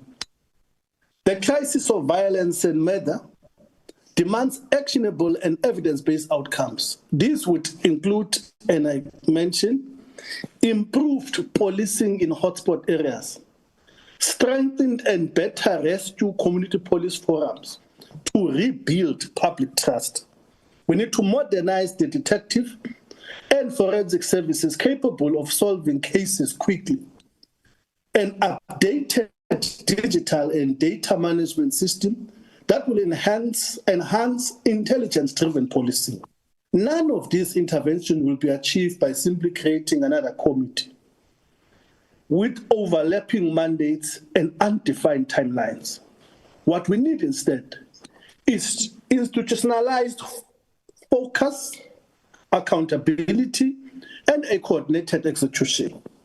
The focus must shift to ensure that the recommendations of the current ad hoc committee are adopted and integrated into a program and monitored by the Portfolio Committee of Police. Parliament is not in an arena of competition between committees. It is a coordinated system of accountability. The duplication proposed by the EFF undermines institutional coherence. It confuses executive accountability.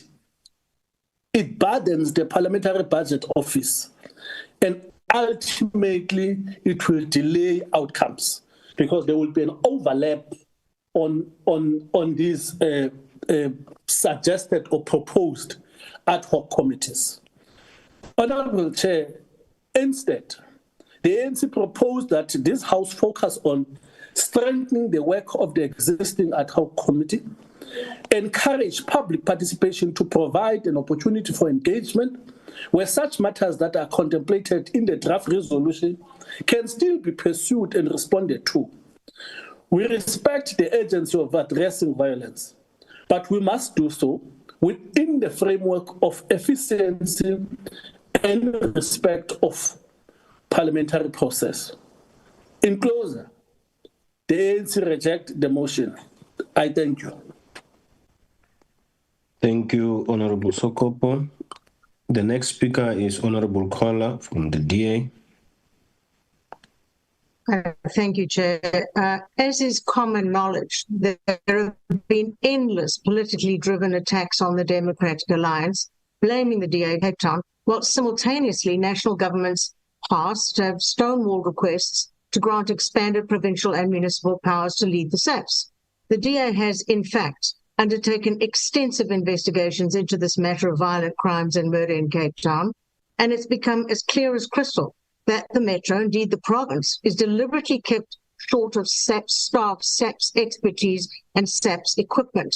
The Western Cape has a lower police to population ratio compared to the national average, and specific police stations in vulnerable communities are severely under-resourced. As of 10 days ago, the number of operational SAPS officers in the Cape Town metro area was shown to have declined by 15%. Indeed, there are roughly 1,300 fewer SAPS officers in Cape Town today than we had 4 years ago. In response, the DA-led Metro has grown its Metro Police and law enforcement deployment by 1,263 officers. They now have more operational vehicles than the SAPs, and they are ready to help with the fight against gun and drug-related crime. On the one hand, we hear daily of massacres in the Western Cape, and on the other, how successful and well-resourced specialized units are in other provinces. But where are the crack SAPS teams for Cape Town? Well, we welcome Acting Police Minister Feroz Turkalia's commitment to a national anti-gang strategy and the fact that it's been rolling out in Gauteng, the Western Cape, the Eastern Cape, and KwaZulu-Natal.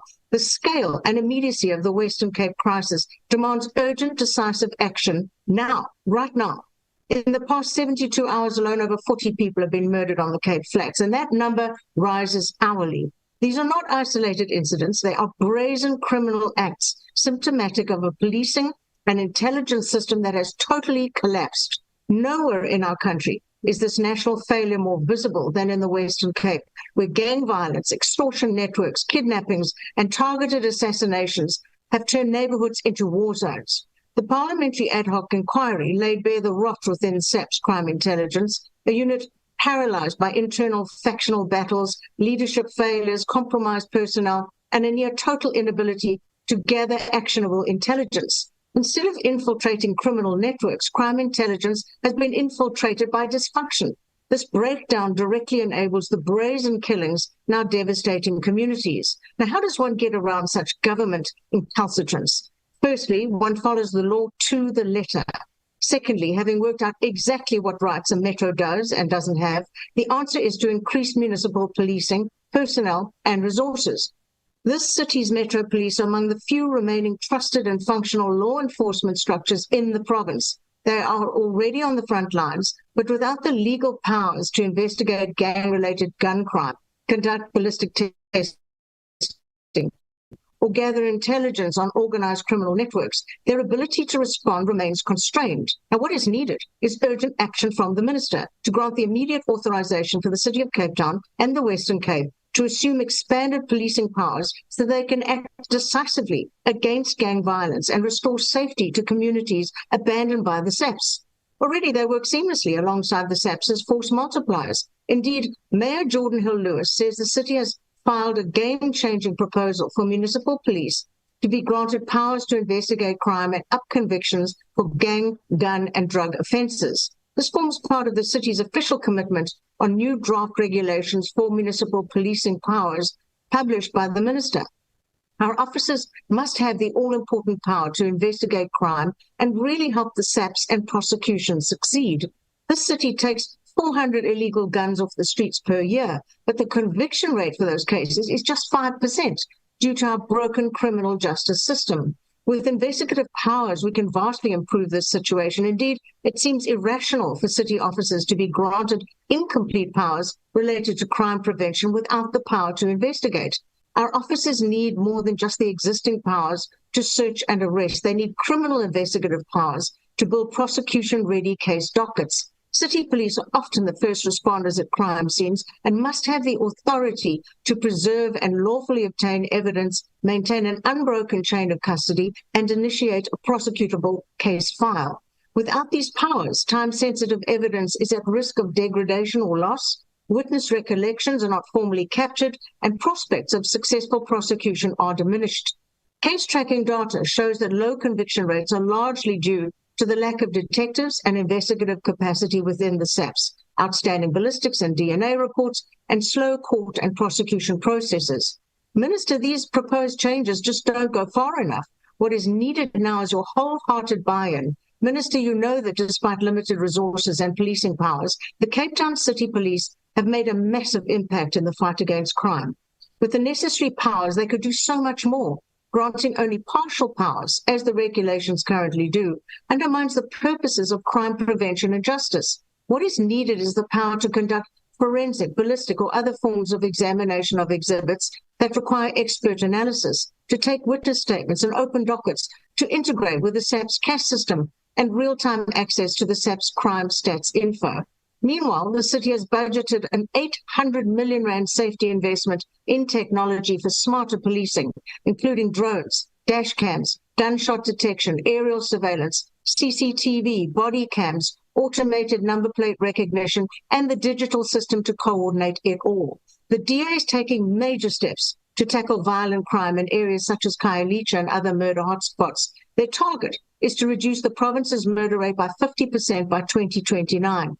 There is already a 40.5% reduction in crime in Kraaifontein, a 24% drop in Yanga, 21% in Khayelitsha, and a 14.5% decrease in Harare, all places that the Khayelitsha Commission identified as having too few SAPS police officers. And that is how to make things happen. The time for calls to action have long since passed, and the solutions are sitting on the minister's desk. I thank you, Chair. Thank you, Honorable Member. The next speaker will be the Honorable Modise Mpia.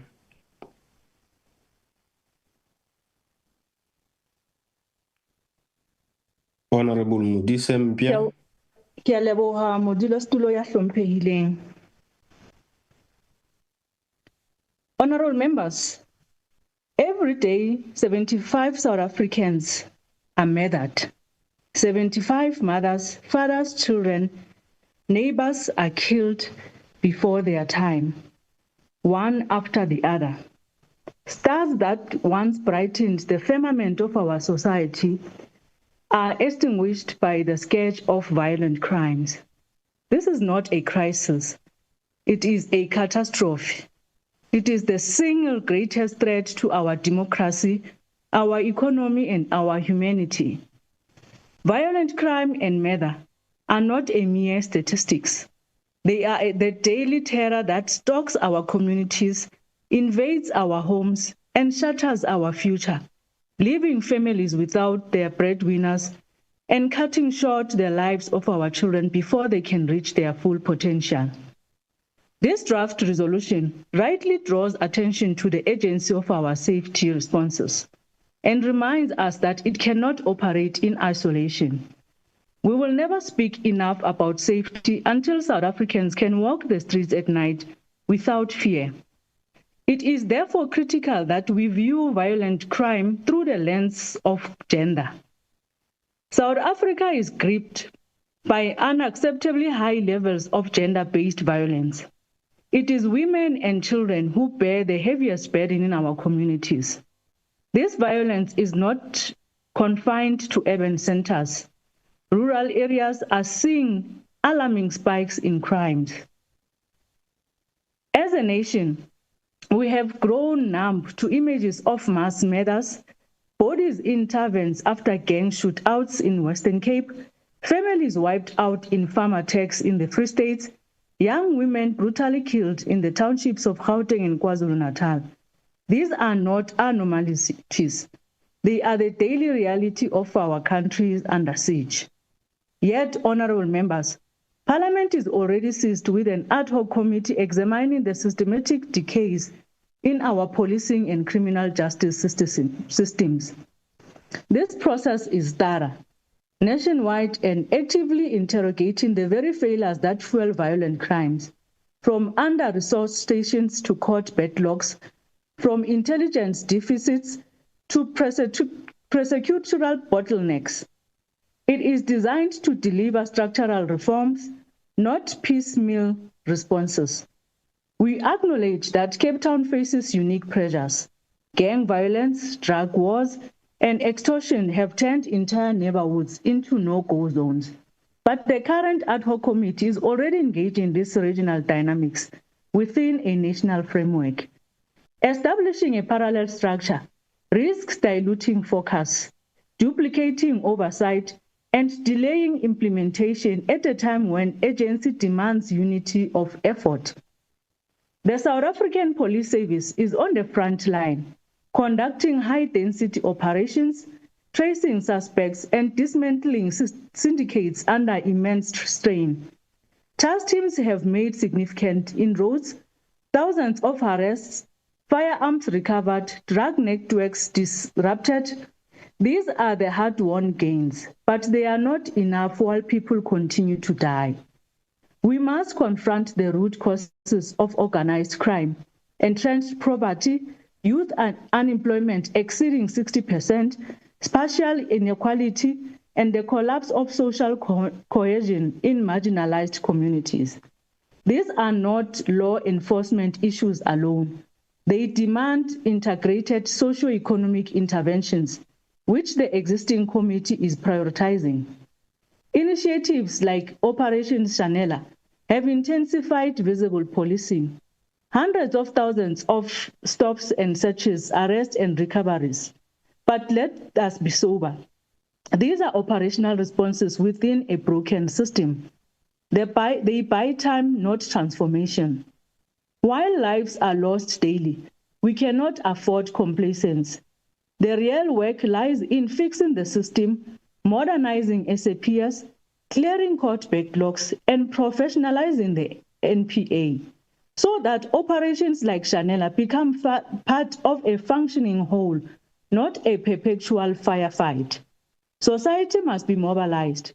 Community policing forums, neighborhood watches, faith leaders, youth structures all have a role. Rural safety plans, anti-gang programs, and public-private partnerships are being strengthened, but none of this requires a new committee. The current process is sufficiently mandated to incorporate these elements and drive implementation. Honorable Chairperson, the ANC believes in decisive coordinated action.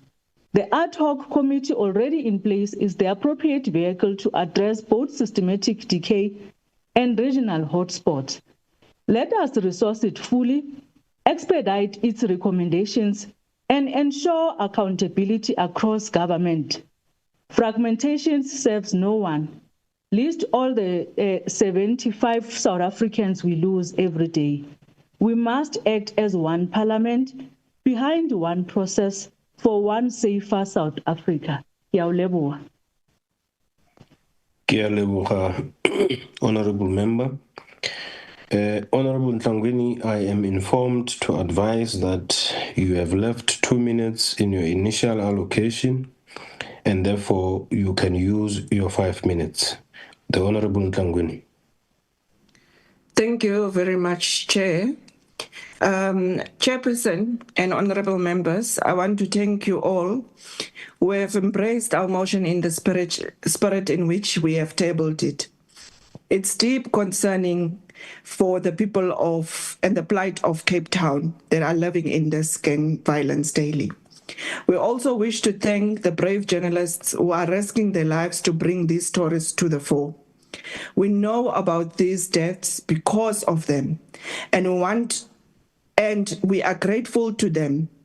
We are talking of journalists such as Velani Ludini, who is a prime example of selfless service to the communities of Cape Flats.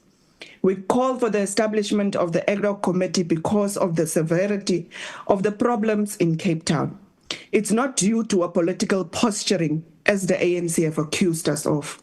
The death of tens of people in Cape Township is not a popularity contest. And it is very sad that today the ANC in the House have come out to belittle the death of so many people in Nyanga, Kailicha, Guguletu, Mitchell's Plain, and many other townships. Chairperson, the crisis we have tabled here is a serious crisis. Our communities are under siege. It's not a matter of theatrics. It is a matter of life and death. Honorable Kluter must go to BM section of Kailicha and tell the parents of Aspiwe that it will be a political theatrics for Parliament to establish a special purpose vehicle to deal with the causes of killings that claim Aspiwe's life. The only conclusion we can reach from the decision of the ANC to reject this motion is that they themselves are integrally linked to the gang spreading terror in Cape Town. They don't want to investigate their own pals who are responsible for the killings of our people. While we're sitting here comfortably, 12 people or more are being killed at the end of the day in the Cape Flats. Each of those souls is precious to their families, and yet some parties in this parliament choose stupidly to put pride before lives of our people. We still have time until the 24th of November, members, and hopefully the sanity of the ANC will prevail. To the people of Cape Flats today, you know who is on your side, and you know all that is at the end, that this bloodbath are killing the youth. It's killing a generation.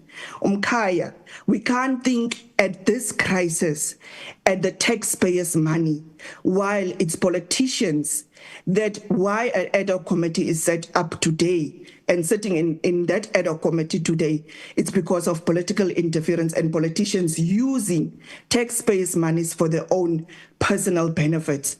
And when it comes to a generation that are being wiped out in a bloodbath due to gang violence, we miraculously remember, oh, it's the taxpayers' monies.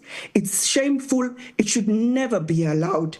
Action SA, the army was deployed before in the Cape Flat area that haven't posed any significant input. This ad hoc committee will focus solely on what is the cause for all of this gang violence.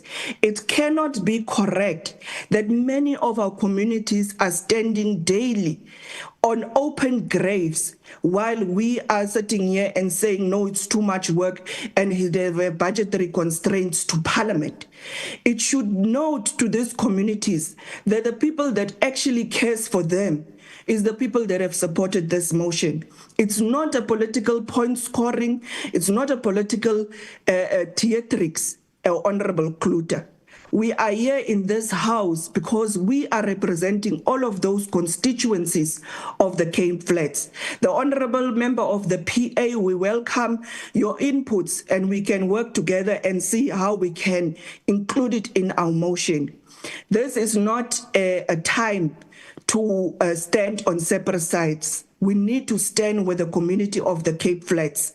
That is our communities, that is our constituencies. We do know that the DA don't care about those communities. They have folded arms. The mayor of Cape Town is busy with street lights for Christmas trees.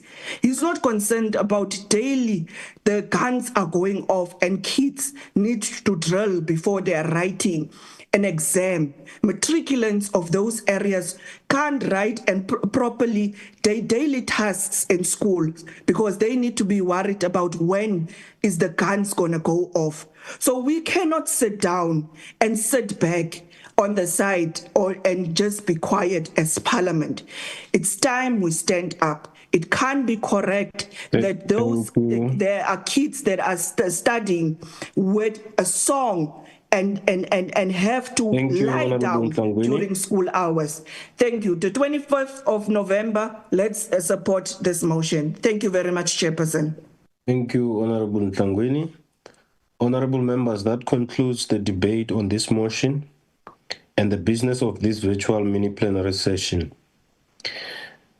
The honorable members are reminded that this decision will be taken in a full plenary session of the Assembly.